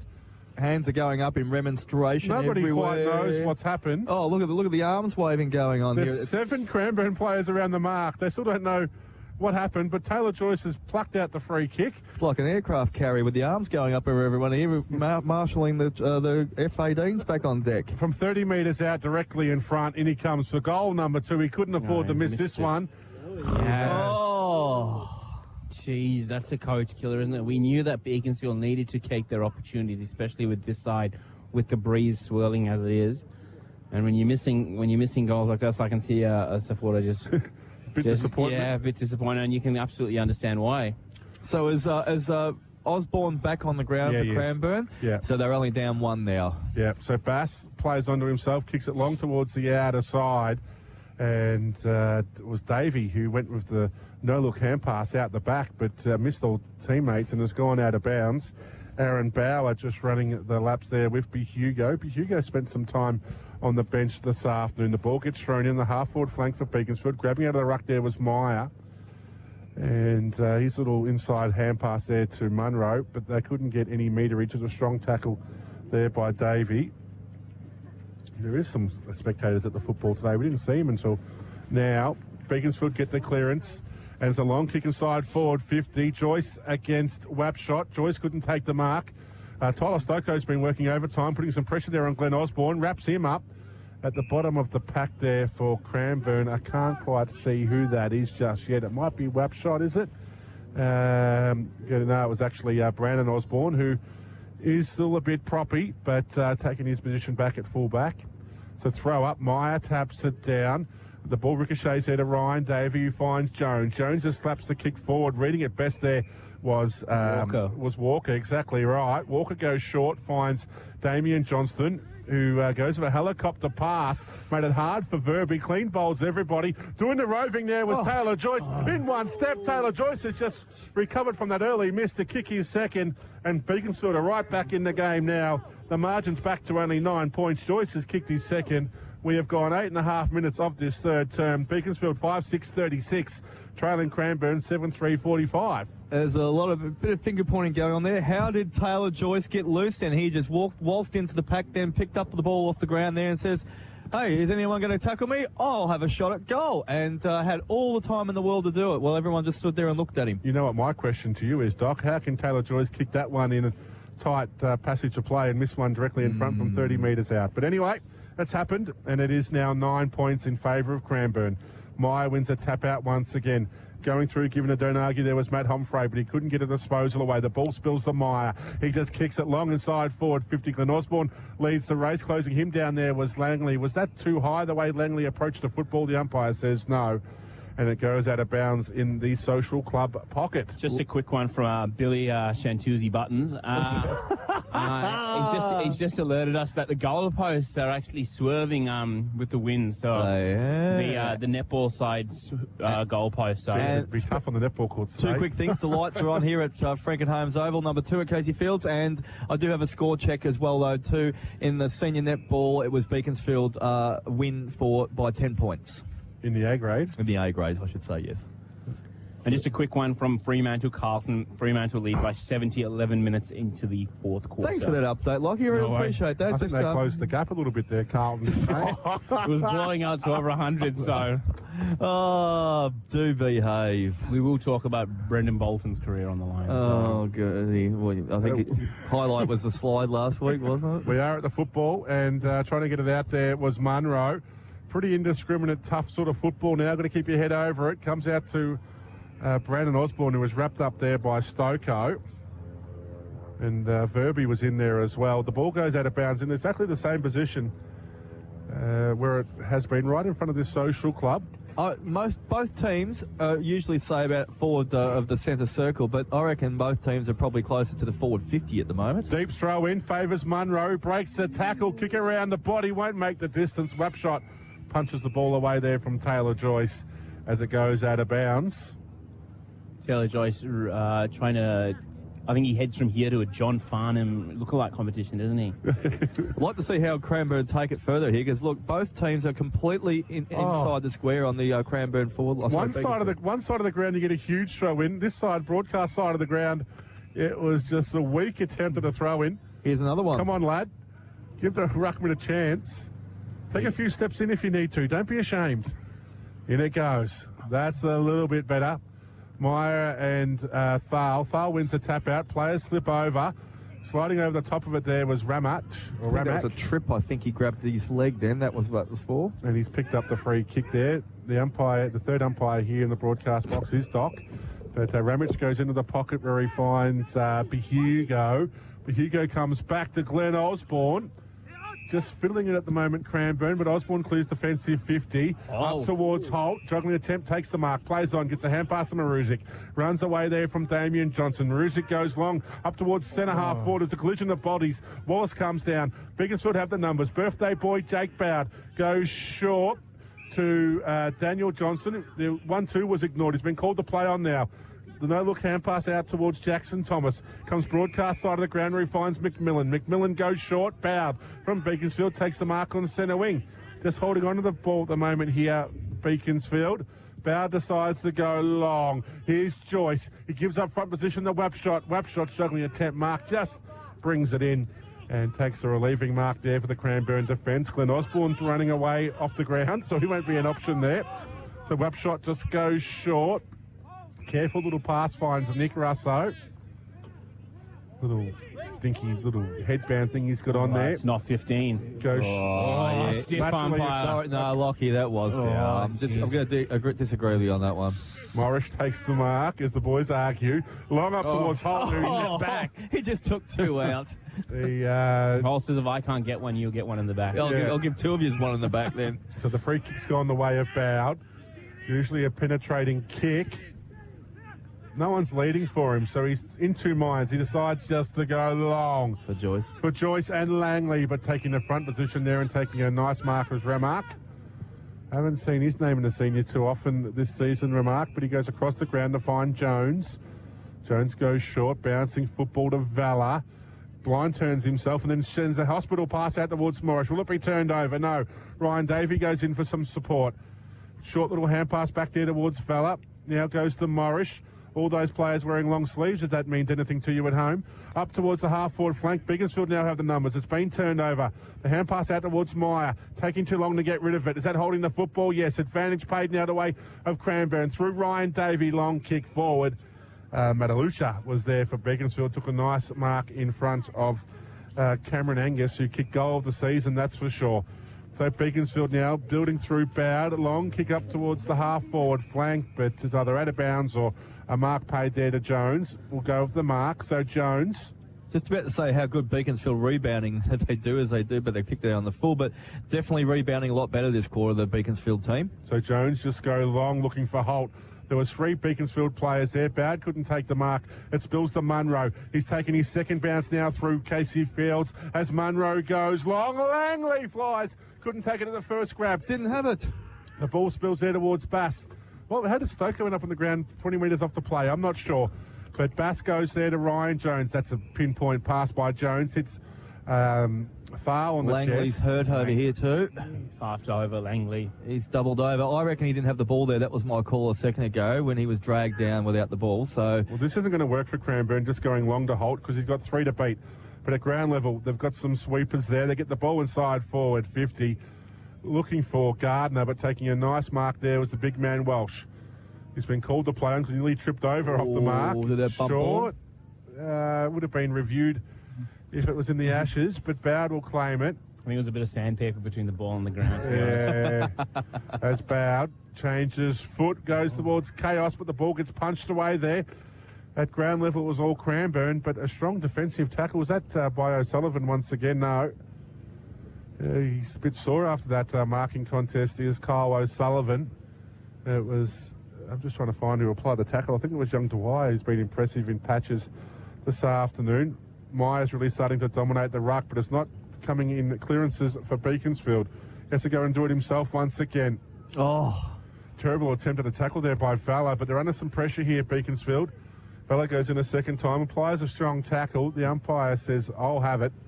And the ball's going to be thrown up in front of the KC Radio scoreboard, which reads Cranbourne 7-3-45. Leading Beaconsfield 5-6-36. We have gone close. Oh, has that been a free kick? Yeah, I think he threw the arm out to the right, so it's a free kick to Ryan the Davey. Cranbourne side, yeah. Yep. Wow, I didn't quite see what that was for. I didn't see what it was for either. It was a pack of players, and it's on the who knows pocket. He's giving it off. So it'll be Hugo who goes long from outside forward 50. They compete in the goal line. Beaconsfield punch it in. The ball's going to come out now towards Walker. He needs to be brave. He was brave but left the ball behind. It's been turned over. Short little kick out there by Cranbourne towards Anthony Valla. Runs onto it now, but it was met by a sea of Beaconsfield players. They're still working hard, the Beaconsfield defence. Under some pressure by Cranbourne. They brought it out broadcast side. Indiscriminate kick. Goes straight through Bertrand. The ball spills out towards Maruzic. Maruzic just taps it there towards the Cranbourne player in Angus. Close to the boundary line. The umpire says play on. So Beaconsfield get a clearing kick out now towards Joyce. Flying early was Glenn Osborne. Didn't give her the free kick. But don't argue there by Wapshot. We've delivered there to Gooley. And the ball now goes out towards the boundary line in front of the Beaconsfield interchange bench. Gooley doesn't seem to have remonstrated, but he copped an elbow to the head then for sure. The head went back. You would have carded that Cranbourne player Wapshot, wouldn't you, Doc? No, that's all good fun. All fun and games out there. Kick, slap and tickle. Oh, that was a terrible hand pass there by Maruzic to Dixon, who was just floating around the back of the pack. Waiting for it there was Tyler Stoko. He'd probably get away with riding the first at Moonee Valley, young Tyler, but he throws his weight around, the little that he's got.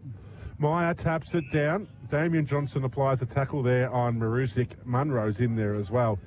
Isn't he a handy addition, James Munro? Makes Beaconsfield play at about 15 to 20% better by him just being on the ground. Meyer taps it down. There's Munro. Gives it down to Davey. Gets a hand pass to Tyler Stoker, but we run down by Bass. That should be down the field, umpire. He just had his head ridden into the ground, but it wasn't. He did. It was a dirty one as well. So Bertrand took the mark there in front of Gooley. Bertrand goes short to Dixon. Talented footballer, Kirk Dixon, but just waiting to see him really deliver at senior level because he has the skills to dominate this competition. Dixon goes long to centre wing, and Meyer just flying in over the top. Good body work there by Matt Homfrey to take Tho out of the contest. So Meyer, he needs a big second half if Beaconsfield are to win. He goes long. Langley was there doing the roving with Taylor Joyce. He gets bumped out of it. Bass goes in with a bump and then applies a tackle strongly there on Trent Stoko. I think Beaconsfield have been a bit unlucky. I saw Taylor Joyce being held there again and still no free kick. So I reckon I'd be pretty ripped off if I was Beaconsfield right now. So no one competes in the ruck there against Thal, but reading it best was Daniel Johnston. His kick forward. Langley's playing for the free kick, which wasn't there. Under some pressure, though, was Ramage. He wasn't ready for it. Cranbourne have had to retreat back to Maruzic. Got heavily bumped there by Langley, but he got his kick away. Out towards that player in Angus. In some space on the half-back flank. Kicks it up towards Gardner. It goes out of bounds. They're appealing for deliberate, but that was never going to be paid, was it? No, not in a million years. But the game's at a bit of a stalemate as far as the scoreboard goes right now. But but the action on the field is aplenty. So it's a clash of the titans for the two backlines at the moment. Who can rebound the ball quickest? So the ball gets thrown in. Going through there was Roscoe, who's been penalised for holding the football. Some around the ground scores quickly. Berwick 6-13-49, leading officer 2-6-18, and at Kalora Park it is Narry Warren 15-10-100, leading Pakenham 8-6-54, and someone stole the copper at Doveton, so we couldn't get the scores. They're going to have a shot on goal here, Beaconsfield. No, Tolostoko goes short to Taylor Joyce, who shot the hand pass out there to a teammate, which was Gooley, but his kick was touched off the boot. Or was it out of bounds on the full? No, I think it's on the full, KP. Oh, that's a shocking effort there by Gooley. Wapshot's got the ball having a kick in. Yep. So Wap's shot. Looking to Jones is an option. But he's going that side. Going to hug the line. It's a long kick up towards the half-back flank. Munro flies but couldn't complete the mark. Big pack of players around this football once again. Roscoe goes through, but he was met there by Meyer. The ball spills out the back, but Beaconsfield get a kick forward. Oh, that has to be a free. Yeah, he interfered with him. Didn't even give him a fair chance at the ball. Jesus. Oh, geez, I don't usually. That was Matt Homfray was going towards the football. I know we have a journalist here and he can write some bad things about us, but geez, Homfray, which just had his arms ripped apart. And I'll get in even more trouble if I talk as well, too. Yeah, you're going to be careful, Doc. They're all waiting for you to stuff up. Long kick forward. Myers got 3 to beat, so he just takes the head off Ryan Jones. No free kick there. The umpire's just thrown away the whistle. They said, look, it's cold. We can't be bothered blowing the whistle anymore. No, there's a whistle. The boundary line's got one at the moment because they're getting plenty of throw-ins. Well, this guy on the other side's all right. Throw in. Look at that. Plenty of airness. As tapped towards the back there by Meyer, but it's all Cranbourne. Maruzic picks the football up and slams it forward. Bouncing football. Reading it best there was Welsh. The big man's done well. Long penetrating kick inside forward 50. Langley just decides to fly early. Took his eyes off the football, and the recovery man, Brandon Osborne, who landed on his back pretty heavily in that second term, took a nice relieving mark. So Osborne straight back, and that was a towering mark. Waxing. That was by Jake Bowd.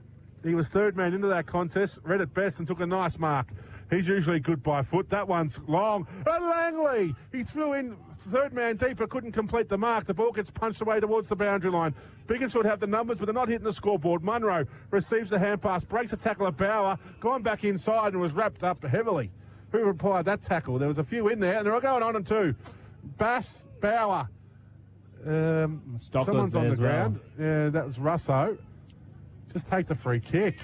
And that's a 50-metre penalty, isn't it? A bit of how do you do as well going on in the background there, but that just goes in part and parcel with that sort of remonstration. So Russo will take the 50-metre penalty from the half-back flank. Interesting to see Scotty Meyer hanging back here just outside the, just in front of the forward 50 zone for there. He might be going to hang out in full forward to try and create another option instead of Langley or Joyce. So Nick Russo kicks it to the hot space. Oh, Holt's done it again. Flown early, got into the back of his opponent. And got away with it. Beaconsfield could have really... They've got the switch happening here. Broadcast side of the ground. Bow took too long. It's a floating kick. They're going to close on Verby. That should have been easier outlet, but he did take the mark. Did well. Plays on. Kicks up towards centre wing. Bertrand had 3 to beat, and he did it easily. Took the game on. Long penetrating kick inside forward 50. Holt. Will the mark be paid? No, it's spilled out towards the back. The numbers with Beaconsfield as they're retreating. Jones putting some pressure on. Jones just copped one high, and it goes out of bounds. Geez, look at those trees in the background there. Berwick end, and it looks like they're about to blow over. The Beaconsfield forward line here, we've got Ramack on Joyce, and let me see, I think it's Morris is on Meyer, and Meyer's just taking him for pace. That's a disappointing kick out of the fence there by McMillan. He had 3 Beaconsfield players on the choose from, picked out the only Cranbourne player, which was Glenn Osborne, and I guess fortune favours the brave. Sometimes Glenn Osborne managed to block that play up. So tap down, Thal won the tap out, but The Beaconsfield player, no, the Cranbourne player there is that Davey getting tackled quite heavily by, it was Hugo, by the Beaconsfield player McMillan, who's gone in the second time there. Ooh. Oh, high bump by Fellow when he could have gone for the tackle. The ball spills out to Munro, had plenty of penetration and he's kicking today. Look at that, from the centre wing up towards the half-forward flank where Taylor Joyce is there. Young Stoko couldn't keep the football in play as Ramek did well. Clear defensive 50, goes short to Maruzic. He's got Hugo, needs to hit the target, does. So Hugo now will wheel around onto his right side. Geez, that was almost play on, I think. Play on now, isn't it? Should have gone short to Roscoe, decides to go further afield to his partner in crime, Ryan Jones. Couldn't claim the mark, does his own roving. Uses his twinkle toes to advantage, goes long. Holt's caught at the back. Holt's taken the mark, but the umpire said he's pushed him. Well, he's got a bad knack of pushing today, isn't he? Dirty day today, Mark Holt. Lucky he didn't give him the Brian Taylor then and wave his fist at him. As Bowd goes over the top towards that bloke, should be playing in the World Cup, Malucha, and he goes short now. Johnston, I think. I think it's Johnston, KP. I think it's Daniel Johnston. Yep. He's kicks it long. Nice kick. Joyce caught at the back. He's holding on to his opponent there, Ramage, and the umpire's seen it. You're all over him. Yeah, spot on, KP. It was. And he says, what are you talking about? I was going to say, I didn't do anything with my hands. I just put them on him and grabbed him. He's probably saying, I've been held all day, and then he called that one. Well, yeah, he has a fair case there. There's a lot of talk on the field from the players directed at the umpires here at the moment. A lot of back chat, yeah. Ramage goes short. And if it was Goss, he'd probably get about a red card, wouldn't you? They'd be all off the field by now. They'd have no game. It'd be all over. Roscoe kicks it out. Sin binned. Sin bin, 2-on-1 contest. Cranbourne win out once again. The long kick forward up to Ryan Davey. Can he keep it in the field of play? He can. He wasn't corralled strongly enough there by Gooley, so he got his kick away. Some fancy footwork on the outer side there by Cranbourne. There was Tom Marks, sweeps the hand pass over to Morris. It looks like he's going forward. Morris goes short into the pocket. That was courageous. Is that Dixon going back with the flight of the football there? No, it's not. Oh, he's not getting up in a hurry, but he's got a great mark. There's a Cranbourne player still on his haunches after that. Pick up your feet, son. I can hear it dragging in the effects mic. Oh, who's doing the bow? Being funny. Who's got it now? It is Cranbourne. They lead by 9 points. They can extend it here to 15 if the kick goes truly. He's got the hands up and celebrating already. Great goal. Get around me, he's saying. We've got to confirm who that is. Is that young Russo who's kicked the ball from the half-forward flank? It's brought the supporters to their tooting of the horn. Definitely is. He's still got his front to us. If he turns around, now he's behind a trainer. And he's, I think it was Russo. Just a quick shout out to any people from Officer listening. Nick McLennan said hello to all the Casey Radio team today. Best wishes. Good on him. He did. So we're giving that to Russo? Yes, I think it was. I'm 99.9% sure. I'm still watching the play, and it still looks like Russo from here. That's their first goal of the quarter. It's taken them 27 minutes, and they're back out to a 15-point lead. I don't think Beaconsfield will be a chance to take the lead back during this third term. Don't forget, we've got an extra 4 minutes or so of play due to that injury to Michael Boland. So, ball gets thrown up. Tapping the ball down there was Matt Humphrey. But it's been repelled once again through Cranbourne. Bass has had his feet taken out from under him there by Trent Stoko. Still got his kick, went out of bounds on the full, unfortunately, but that was a... Bit late, KP, you thought? We slid in like a World Cup tackle and wasn't paid as a free kick. So the squaring pass towards Mitch Wallace. He's a new recruit to Beaconsfield, is he?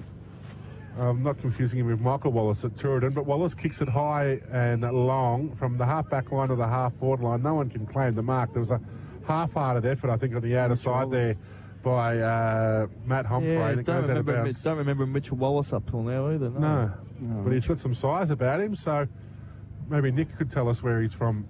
The ball gets thrown in. Tapped towards the back there by Matt Humphrey. They've got the numbers here, Beaconsfield, if they can work it out. They've gone with the hand pass.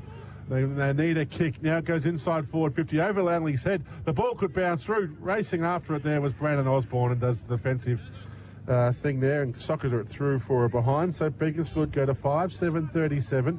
14 points behind Beaconsfield. Cranbourne on 8-3-51.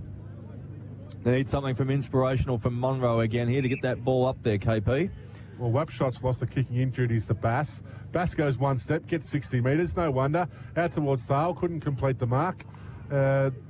Beaconsfield the hand passes once again. O'Sullivan gets a kick inside forward 50. Bounces up nicely there to Verby. The kick around the body. Bass is reading it. Or they compete. It's a loose football, and coming in over the top there for Beaconsfield was Dwyer. Couldn't get his boot to the ball when it goes through for a behind. Yes, Doc? That was Munro out of the pack there on the stoppage on the far side. They got that handball out, and I thought, we need something from him, and he got, needed again, Munro.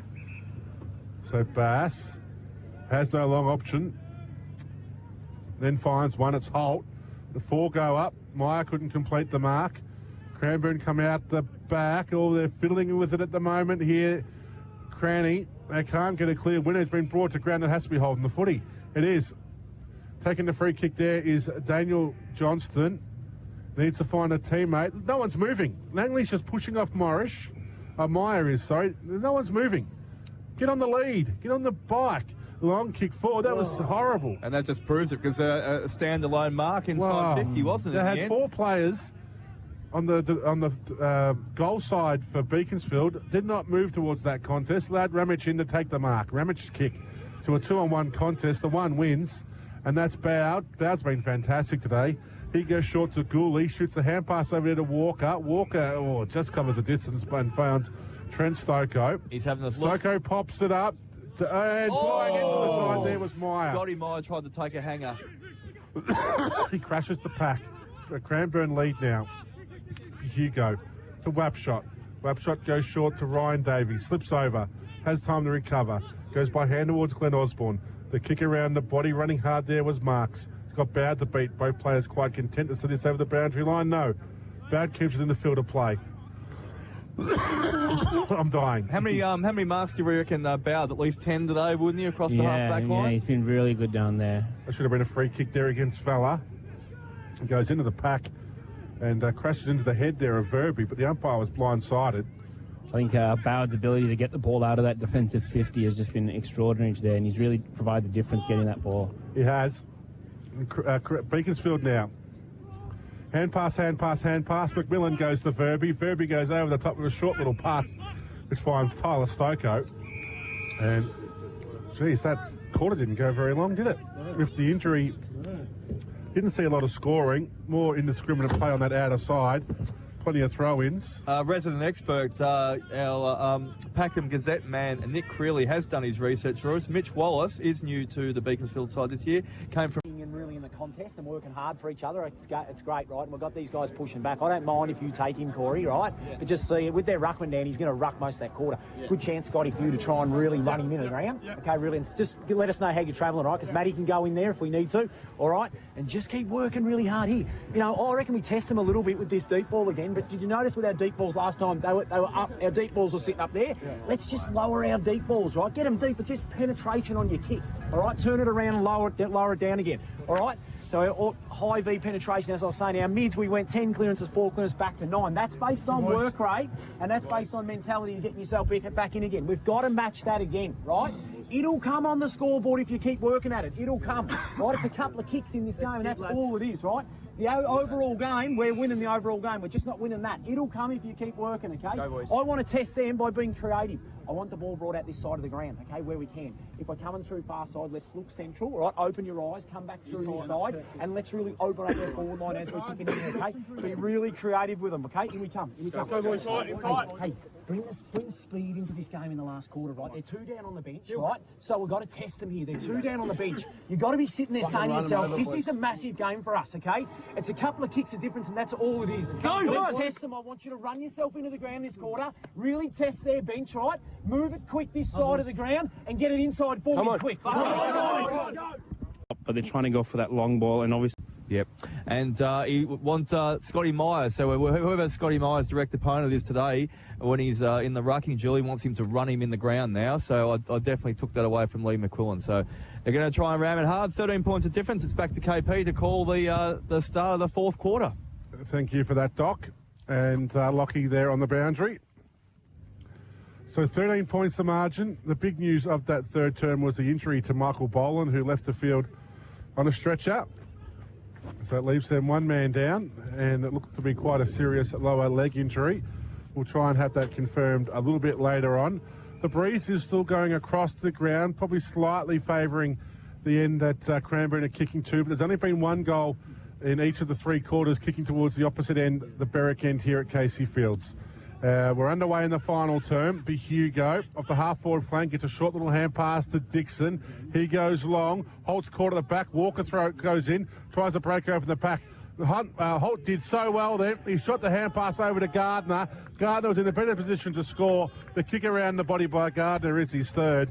And if you needed a nail in the coffin, that's probably the first one. And beautiful finishing work there by Gardner to kick his third goal of the afternoon. And Cranbourne's 9th. They go to 9-3-57, out to a 19-point lead against Beaconsfield, 5-8-38. Great work by the resident rover there, who happens to be Mark Holt today. He's doing. He's pretty pleased with his work. He's probably doing more around the packs at the moment than having shots at goal himself. So, great ground level work by the big fella there. So he seems to be fully recovered and fully fit from his injury last year. I think we're going to see the full force of the Mark Holt train by the end of the year. 1 minute into this final term, 9-3-57 Cranbourne leading Beaconsfield 5-8-38. Lockie is absolutely freezing after going out to the ground. It is icy now. Billy Buttons has shown me his pink bits. I don't know what's happened there. He's lost part of his microphone. What's happened? Oh, how cold it is. Oh, yeah. Freezing. It is very cold. You're not on air. Mate, put a hand warmer on that microphone, Billy. Bill, get me on. Turn him on, Bill. Turn him on with that hot microphone. All right, back with the play. Yeah, finally. Yep. Geez, Toddy Goldsmith got better treatment than this, I tell you. Oh, here we go. Some parting shots already. Hey. There's one person in the band didn't think that was funny, the other 3 did. What do you think, Lockie? It's the Shantoozy hour. Got tumbleweeds. It was cold. Anyway, there's a game of footy going on. There's a stoppage at the centre half forward line for Cranbourne. More cars are turning their lights on, so that's helping us out on that outer side just a little bit. As Morris had to soccer it off the ground there, forward towards Marks, rides a tackle of Walker, big collision of bodies. And Beaconsfield have been penalised there, Corey Walker, for holding the footy. Don't know if Thal actually tackled him or just bumped him to the ground, but either way, the free kick's gone to the big man. Now, when they were kicking with the breeze towards the netball end in that second term, Cranbourne kicked 6 straight. They've kicked 1 in the first minute mark of this final term, and the way Thal's gone back, he's looking pretty confident. Angus wanted the ball over here, but Thal will have nothing to do with it there for a second. Angus is still out in his own by about 20 metres unclear. But so Thal can extend the lead to 25 points from 60 metres out. Got under it, didn't look good off the boot. Holt flies, big punch away there by Meyer. Doing the roving with Damien Johnston, receives the hand pass back close to the boundary line. Well, it was a dangerous hand pass. Made it hard there for young Dwyer, but broke 2 tackles. And they're still under some pressure here, the Beaconsfield defence. But don't argue, it's given there to Gardner by Munro, but he's been pinged the second attempt. He broke 1 tackle with a get out of my face, and the second one, he couldn't break the tackle. Dixon's gone in a bit of a push and a shove. You wouldn't want to give away a free kick there unless you had to. And how about the players' their reaction? It was a Mexican wave. I think I thought about 10 players put their arms up in the air. What's going? Where's my free? Well, what was going on? They were all just arguing at each other. Gardner's received the free kick. You're right. There's been a bit of chin music out there today, KP. Yeah. Billy Buttons there, just getting aroused by the goalpost swinging in the breeze.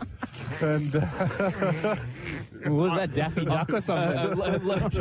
I'm just glad it's only the goalposts that are arousing him right now. Gardner looking for his 4th goal. 30 metres out on a 45-degree angle. The ball gets caught in the breeze and goes through for a behind. Billy, grab the effects mic and just talk into that once in a while, and we can hear you a bit clearer. We can hear Jim you was on it last week, actually. He put a lot of opinion into it. Yeah, he was going to say he loves the effects mic. He does. Boud goes short into the left-hand pocket where Daniel Johnson takes the mark. Oh, well read. That's a disappointing kick. He had his brother and also Wallace to choose from, but picked out Ryan Davey. Right place at the right time and just sat there, and he didn't panic either and took it on the chest nice and easy. I'd say Billy Buttons has been the most improved broadcaster after not doing football at all in his tenure. has just gone bang with the tech duties this year. Davey into a full run, trying to get the extra distance, but it going across the face, and it goes out of bounds on the full. And we love having the macca as well. Yeah, really disappointing kick by Davey then, because he actually pushed it to the far side and had an easier angle at goal. So the ball's going to come back in, I think, by, is it Bowd? It is Bowd. Bowd, yeah. He's just waiting for the ball, though. Here we go. One of the kids have grabbed it off the ground and finally got it to him. Oh, yeah. Oh, good, mate. I thought I was off for a second there. Well, when you start giving him crap about Shantuzis, he's going to cut you off. He turns me off. You won't get turned on by Billy, that's for sure. That took a dark turn real quick. This is the man wearing black eyeliner and white face paint. To an opening of Little Rock here. Yeah, just to confirm, that was for radio as well. You should have seen my panda eyes next morning. What did the umpiring? I know they got stuck in you. What did your umpiring mates say to you after that appearance? That's all tongue in cheek, but fine. They've already it's already gone to bed already. It's just a bit of fun. I don't think that's going to go to bed too quickly on this. I take it as a compliment though, because like you say, KP, if they're taking notice of it, they're obviously listening and watching. Yeah, exactly right. Stephen Dennis was there as well, wasn't he? He certainly was. He gave, and Mark Larkham did the Channel 10 weather while there's nothing happening in the football on the far side, Mo, which is another thing Lee McQuillan said. Getting right back to the football, Lee McQuillan said he wanted the ball over this side of the ground on the coach's box side. That's right, Macca. So, and we haven't seen the ball over yet, have we? Now, what we also have to advise you, Doc, which are you not aware, this coverage is going to Red Onion. So all our comments will be there on the internet for everyone to listen to. Good to start my cross-dressing career last week then, wasn't it? 7 minutes into this final term. There's 20 points of margin in favour of Cranbourne, but Meyer takes a towering mark on centre wing. He went for the hand pass towards Trent Stoker, who wasn't watching. Ryan Davies cut it off. He's been penalised, though, for incorrect disposal. Tackled by Munro. Advantage paid. Taking the mark there was Daniel Johnston. Now, Johnston can go into the pocket. He's going to... Oh, what is that? That is ugly. Went off the side of the boot. Langley was caught out of position. Good defensive pressure there by Brandon Osborne, but he's wrapped up in a tackle once again by Langley and also Riley Verby. I hate to say it, KP, but last quarter was a good ding-dong affair, but it's a bit of not just a stalemate on the scoreboard at the moment, but I think the stands dropped a little bit in the last 5 minutes. Yeah. By us or by them? By everybody. If the standard of the game drops, our commentary drops as well too. Well, we don't know. You couldn't go any lower than our commentary, could you? You can't. Well, it's been picked up by Red Onion, so we better, it mustn't be that bad. Well, there's been a free kick paid. I think the tackle just slipped a little bit high there on the outer side. Thank God for modern day scoreboards as well too. Back in the old days, you wouldn't have been able to read that from here. And I don't know who's got it. No, I'm totally honest with you. Yeah, it's a Beaconsfield player, and that's about as far as we can say. He's having a shot at goal about 25 degree angle. That's Munro on a 45-degree angle. Won't make the distance. Marusic takes the front position there and has punched it through for a behind. So bit of up and under there, Lockie. Bit of something on that, wasn't there? He struggled with the distance, and I'm pretty sure that's the way the wind was going. Especially when I was out there, the wind was blowing towards that Beaconsfield goal. It was blowing cold, no matter what. I think for you, was. Yeah, it was very cold out there. It's a good night. Just if you're listening at home, heater on, cup of coffee. Long kick out there towards Holt. He couldn't take the mark. Beaconsfield can repel once again. Their groundwork's been good, but they've been failing in execution by foot at the moment. The kick up towards Dodsworth, he couldn't claim the mark. He went a second time, broke the tackle of Holt.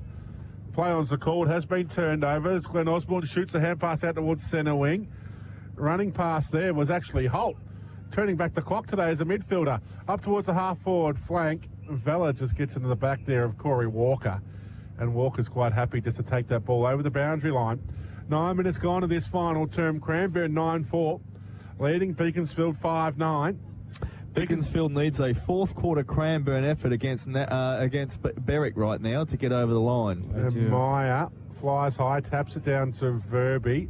Crocodile-style tackle there, not rewarded, but Dixon gets onto the loose football. I saw a Beaconsfield player stick their foot out. It's been advantage paid now to Valla. Valla kicks it over the top. Be Hugo doing the roving. The kick around the body won't make the distance. Marks has to fly. The Beaconsfield players argue over the football. No one could claim the mark. And smart football there by young Marks. He just continued to keep his eyes on it. Saw the opportunity. Ran onto the loose football. Kicked his second. Cranbourne's 10th. They get a 10-4, 64. leading Beaconsfield 5-9-39. Yeah, poor checking by the Beaconsfield backline there. It was Where was the talk? Where was the teamwork? A bit of a scrambly play, but they still should sort things out and that sort of stuff. Ball came out wide. They used the switch out this side, Cranbourne over to the broadcast side of the ground. Hugo and Russo calling for the ball. But, it's spilled free and, just poor organisation back to the centre again with KP. So it's now Jones breaking through. A long penetrating kick holds us there, and he's taken the mark on his chest for his first legitimate shot on goal this afternoon. The Holt train, he needs 13. Put it down. He will only need 12 in about 30 seconds to get towards the 1,000. Commentator's curse. He will kick this, Lockie Mitchell. Trying to get rid of the Baker's dozen at the moment. He will go in for goal number 988 from only 25 metres out, and he is missed. I told you. I told you. He's put the riggers on him real early. He put the mocker on, and it's still a Baker's dozen, 13 to go for Mark Holt. That's unfortunate. How many points do you reckon he's kicked in his career? I'll tell you what, KP, I usually back you every single time, but I'll tell you, I was laid on thick that time. Anyway, Jake Bell's played on from fullback. He has. Brings it out broadcast side of the ground. Long kick up towards centre wing. Holt flies with one hand. Bass wasn't waiting for it. Hit him on the chest. He wasn't ready. Morris goes through. Sockers the ball forward. Bowers there. Could he tap it to Ryan Jones? No. Stoko goes in. That was Trent. To a flat-footed Munro. Daniel Johnston gets a hand pass there towards Dwyer. He goes for a kick. Lacks sort of penetration, but ducking his head there was Angus. Went back in for a second effort, which was good. Comes out to Roscoe. Tries to break the tackle there of Gooley. Couldn't do so. The ball spills to Tyler. He goes to Trent. He ducked his head. No, he charged him. He didn't charge him there. He did. Stoko. If a player's in front of you and you're running at full tilt and he drops his head, where do you go? You can't hurdle him. Well, he was trying to pick up the ball. That's why he dropped his head. The long kick up towards centre half forward there for Beaconsfield, but it's all Cranbourne. 5 or 6 hand passes, finish in the hands of their captain, Brandon Osborne. Kicks it up towards centre wing. There were 3 Beaconsfield players there, and Roscoe wins out. So it was Dixon who actually won out. Short little pass towards the Speedster, and Tommy Marks about to be run down. Broke a tackle of Bow. Did he drop it? The umpire says no. The numbers here of the Beaconsfield, if they can work it out. Sweeping hand pass there towards Verby. Verby goes to his inside where he finds Robbie McMillan. His kick, though, was wild off the boot. Nobody there for Beaconsfield or Cranbourne, and it goes, it's going to be a free kick. Is that out of bounds on the full? Cranbourne really rolling the dice. Where's the boundary umpire on that side? Not sure, but... He's just given up. He's gone home. He's 95 metres away. The field umpire had to make that decision from 60 metres away. Cranbourne come back to centre wing anyway, and it's marked by, I can't see, KP's the caller. You're just taking under the bus. Well, calling the football until we couldn't see who it was. Well, I wanted to talk about threw me under the bus. I wanted to talk about Langley, but they maned him up anyway. So, gee whiz! As the ball comes out to Matt Humphrey from Beaconsfield, long kick forward. Caught out of position there was Bertrand. Reading it better was Langley. He took a mark on his chest inside the goal square. Yeah, I'm not going to say anything this time. Look at this bloke, this runner. He's out there. He's covered in head to toe. Who? The runner. Just this runner here. He's covered head to toe. In what? He looks like Spider-Man. Look at him. He's... Spider-Man? Just this runner here. Look at him. He's covered. What are you talking about? Where? Some Sri Lankan version. Venom. I'm still not with you. What are you talking about? Did you see him run out there? He just seemed like he was... Spider-like, was he? Spider-like. Anyway, while we're debating on who Spider-Man is, Nathan Langley slotted one right down the high diddle-diddle. Anyway, which... He's kicked his third. Yeah. And if you're still listening to us, you are a loyal supporter. We have very loyal. We're now at the 14-minute mark of this final turn. What's happened to the music on the scoreboard? Has someone killed it? No. 10-5-65 to Beaconsfield 6-9-45. Is there anything you don't do now, Billy Button? What's the point of that for? That's the clock. Why can't we just look there? That's nearly spot on. He just hit. He just hit play. You really don't know how to butter up a tech guy, do you? Going, what's the point of that? You've got to really like to start to appreciate these guys. Throw up. Because one day I'm going to be over there and you're going to get donuts big time. Cranbourne got the clearance, but only as far as McMillan, who went in and applied a strong tackle there. with Daniel Johnson. The ball's going to be thrown up again. Meyer and Thal. Meyer wins out, but Hugo gets dragged off the football. Daniel Johnson gets the hand pass there to Trent Stoker. Goes with a sort of a boomerang attempt, kick on goal. Gave his forwards no chance. And taking a nice mark there for Cranbourne was Wapshot. So his team leading by 20 points halfway through this final term. Wapshot goes out towards centre wing and kicks it into the crowd. Taking a nice mark there is Betty in row 1, and the ball's going to be the free kick's gone the way of Cranbourne. Mavis's putter on the back. Yeah. Got more hard ball gets than half the Beaconsfield midfield today. Oh. And then goes Damien Johnston, who goes short towards the centre half forward. Jones gets a big punch away, falls down to Bauer, gets his little feet running quickly. Bauer kicks it out towards centre wing, and the boundary line keep beating. it in. No, he can't. Yeah. And it goes out of bounds. Lockie, can Beaconsfield stem the flow and take a rest this game and get that 20 points that they need to break even? Doubtful. I'll answer doubtful. that for you, Doc. They've kicked 6 goals. They need 4 goals to win. It's not going to happen. Ball gets thrown in. Meyer taps it towards the back. Going through there, getting his kick away nicely was Matt Humphrey. Close to the boundary line on the outer side. And has it gone out of bounds on the full? The boundary umpire wouldn't know because he's 75 metres away. But Betty and Mavis do, though. Yeah, the ball's been thrown in. Meyer goes with a big fly swat at it. Ball spills out now towards Munro. Players go down behind the play, and it's going to be a free kick there. Just KP's iPad is the size of a plasma, isn't it? It's absolutely massive. Yeah, it's really good for watching videos. Just smaller than a 40-inch screen that's taking up the commentary position here. Or I should say the central missionary it's Munro position. breaking through a few tackles. Can he kick Beaconsfield into the game? Munro's had a shot on goal to go through for a point. Oh, you're disappointed then. It was so close. I'll tell you what, I only just missed on the far side then. So, look, the good sign for Beaconsfield here right now is that they are peppering away in the last 2 minutes. So there is hope. And you know what? If their scoreline was better, they are 6 goals, 10-48 compared to Cranbourne 10-5.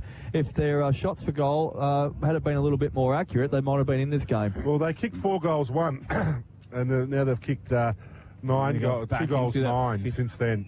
Kick inside forward 50 finds Langley. Sorry, Doc. I was about to say, there's another opportunity right here now with the ball coming into the forward line. So what is the margin? 19 points.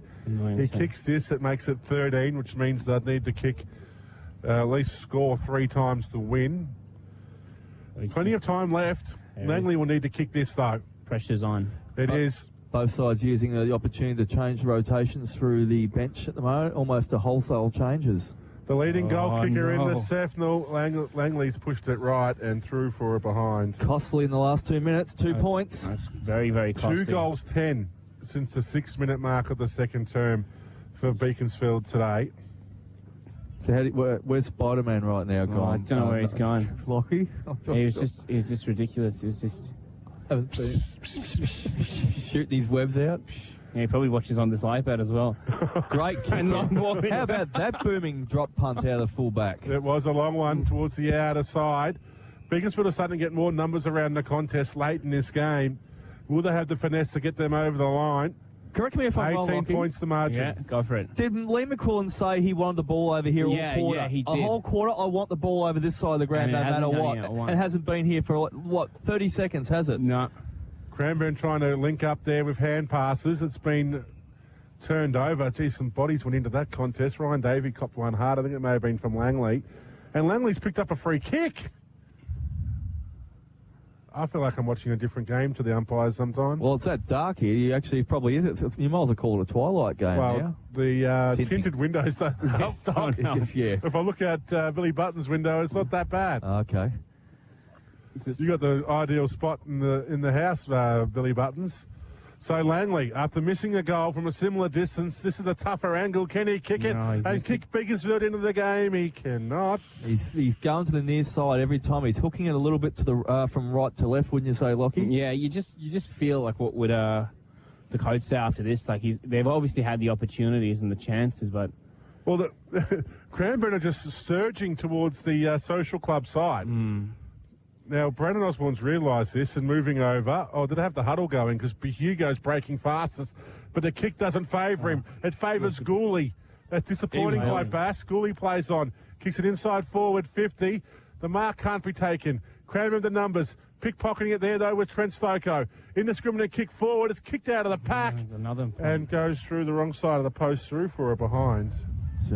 16 points. You feel like there was your 3 scoring opportunities that you said before. Well, and 4. Well, they've had 4 points in the last 5 minutes. If they had got 2 of those as a goal, that's it. They'd be right back in the game of it. They've kicked 3 goals, 12 since quarter time, Beaconsfield, when they were leading the contest by 10 points. That's gone almost to the centre circle, that one, that last kick from the fullback. And it's Cranbourne breaking through Vella. Gets a hand pass out now.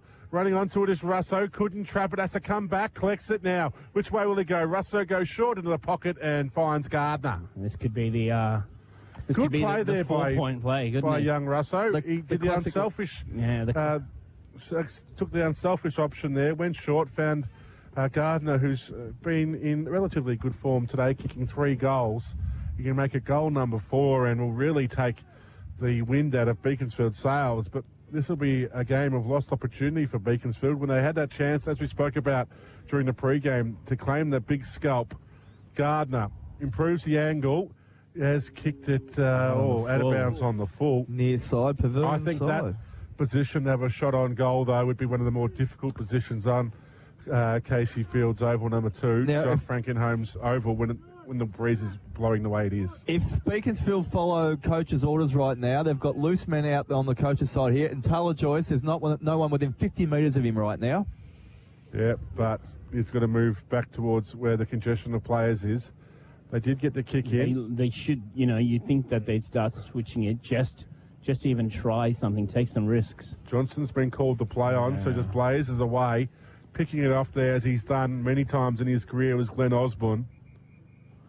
Gooley's free out this side as well, though, too, but trying... I think, is it Dixon? Oh, I can't see. Long kick in there by Glenn Osborne. Holt was caught out of position, couldn't take the mark. Beaconsfield run away now through Brad Humphrey. It's been turned over. Davey, back by hand towards Bertrand, and then goes to Maruzic. Maruzic off one step. It's a high up and under kick, makes it hard for Holt. Welsh was there, punched it towards the boundary line, has to get it again. And then he just got dumped for his trouble quite heavily there. Big man versus small man on the outer side. I legitimately felt for anyone who was in the way of the Holt train then, because if he get whatever speed he can get up to, he was going to about take everybody out in his path then. He was. Throw in. Meyer just punches the ball forward. It's all Cranbourne. They're still under some pressure here. Bass broke a tackle and then goes towards Thal, who tried to keep it in basketball style there. Tried to do a little flick in. Tried to reel it, didn't he? With the one hand. Yeah. 2 was required. Couldn't keep it in the field of play. We have gone 23 minutes. It's Beaconsfield 6-13-49. Trailing Cranbourne 10-5-65. Thal flies in from the side. Taps it to the advantage of Jones. He's hit that ball at pace. Takes a bounce. No, the boundary line. Oh, you're there? That's home umpire. And he's called Ryan Jones back. That was actually Anthony Vella back.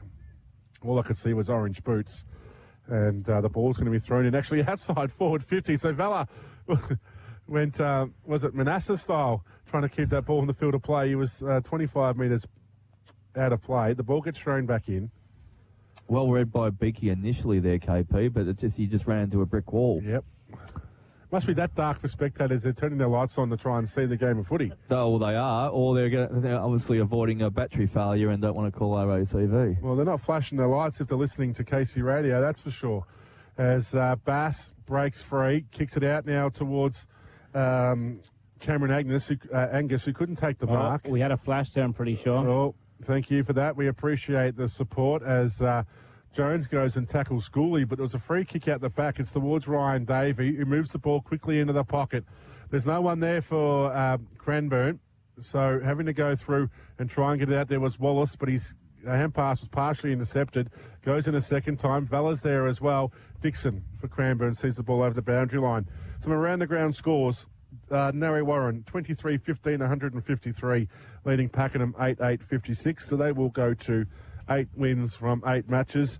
And at Edwin Flack Reserve, it's Berwick 8-15-63, leading Officer 2-6-18. Low-scoring affair there.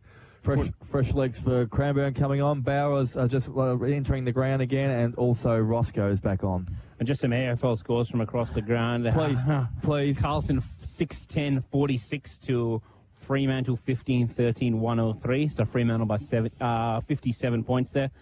And 15 minutes into the first quarter, Suns are 2-0-12 to 1-1-7. So the Suns by 5 early on.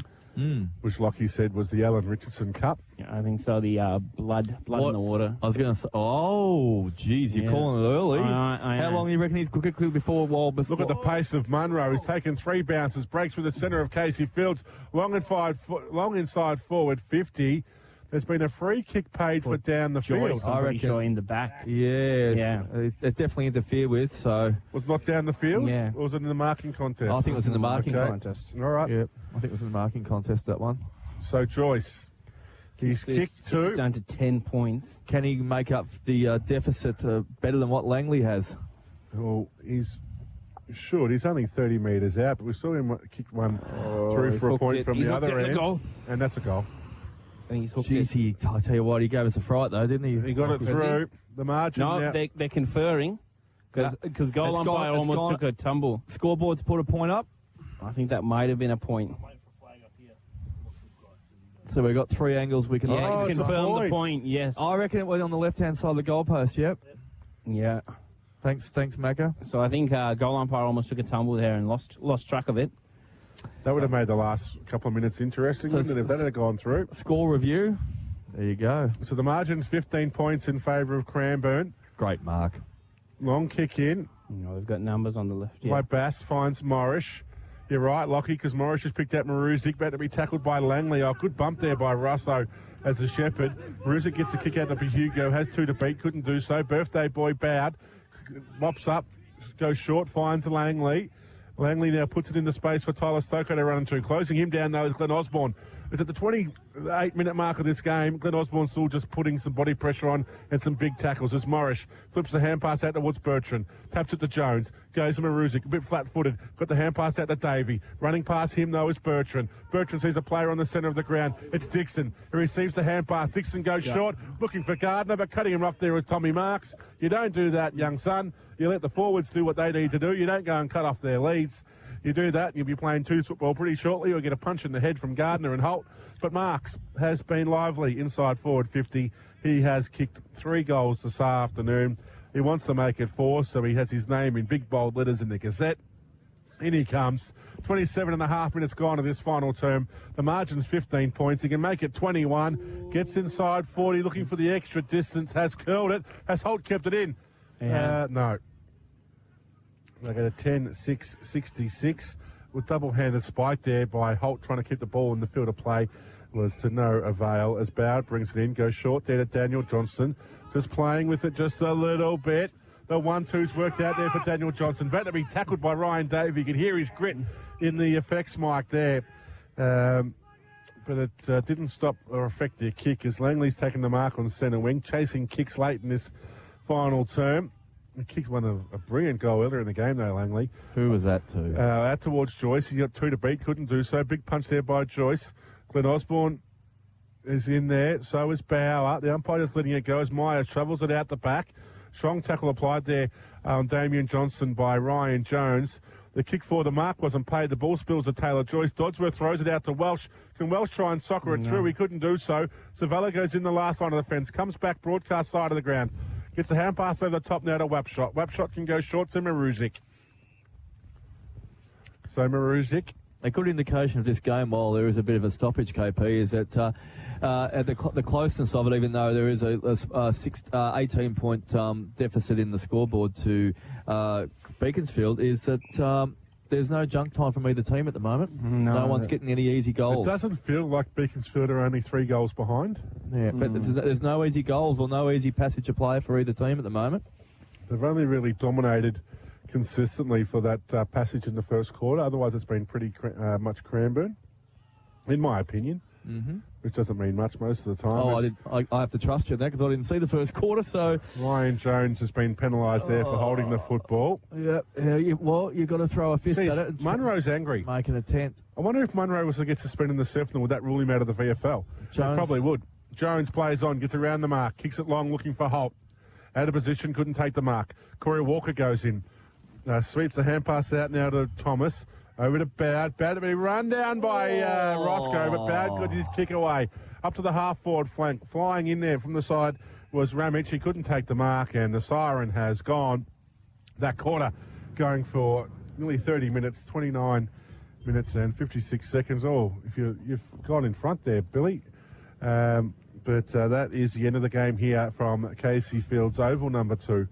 Round 8 action of the Sefnal sees Cranbourne 10-6-66 have defeated Beaconsfield 6-14-50.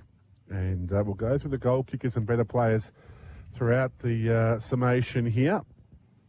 It is 5 minutes to 5, so we'll try and get out of here by 5.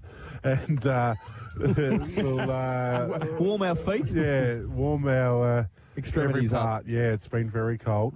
It's good to see some good sportsmanship out in the ground. All the parties are going through. A lot of respect. And, a lot of handshaking going, pats on the back and wishing each other luck. And I think these two teams meet again before the end of the season. I think they will. We're only up to round 8 at the moment. So, a scrappy game towards the end. As I said, not much scoring going on the last quarter. Lots of points kicked by Beaconsfield. They did give us a bit of a last hurrah there, but it's just unfortunate. 6 goals, 14 will never get you over the line against 10 goals, 6. And when I say that, I mean in scoring shots alone. They're probably just up there. Had just as much ball inside 50. Yeah, Lockie. if not more, I think. I think Beaconsfield dominated scoring shots. They obviously had the opportunities, just couldn't put them on the board. And it wasn't because of the pressure either. They were just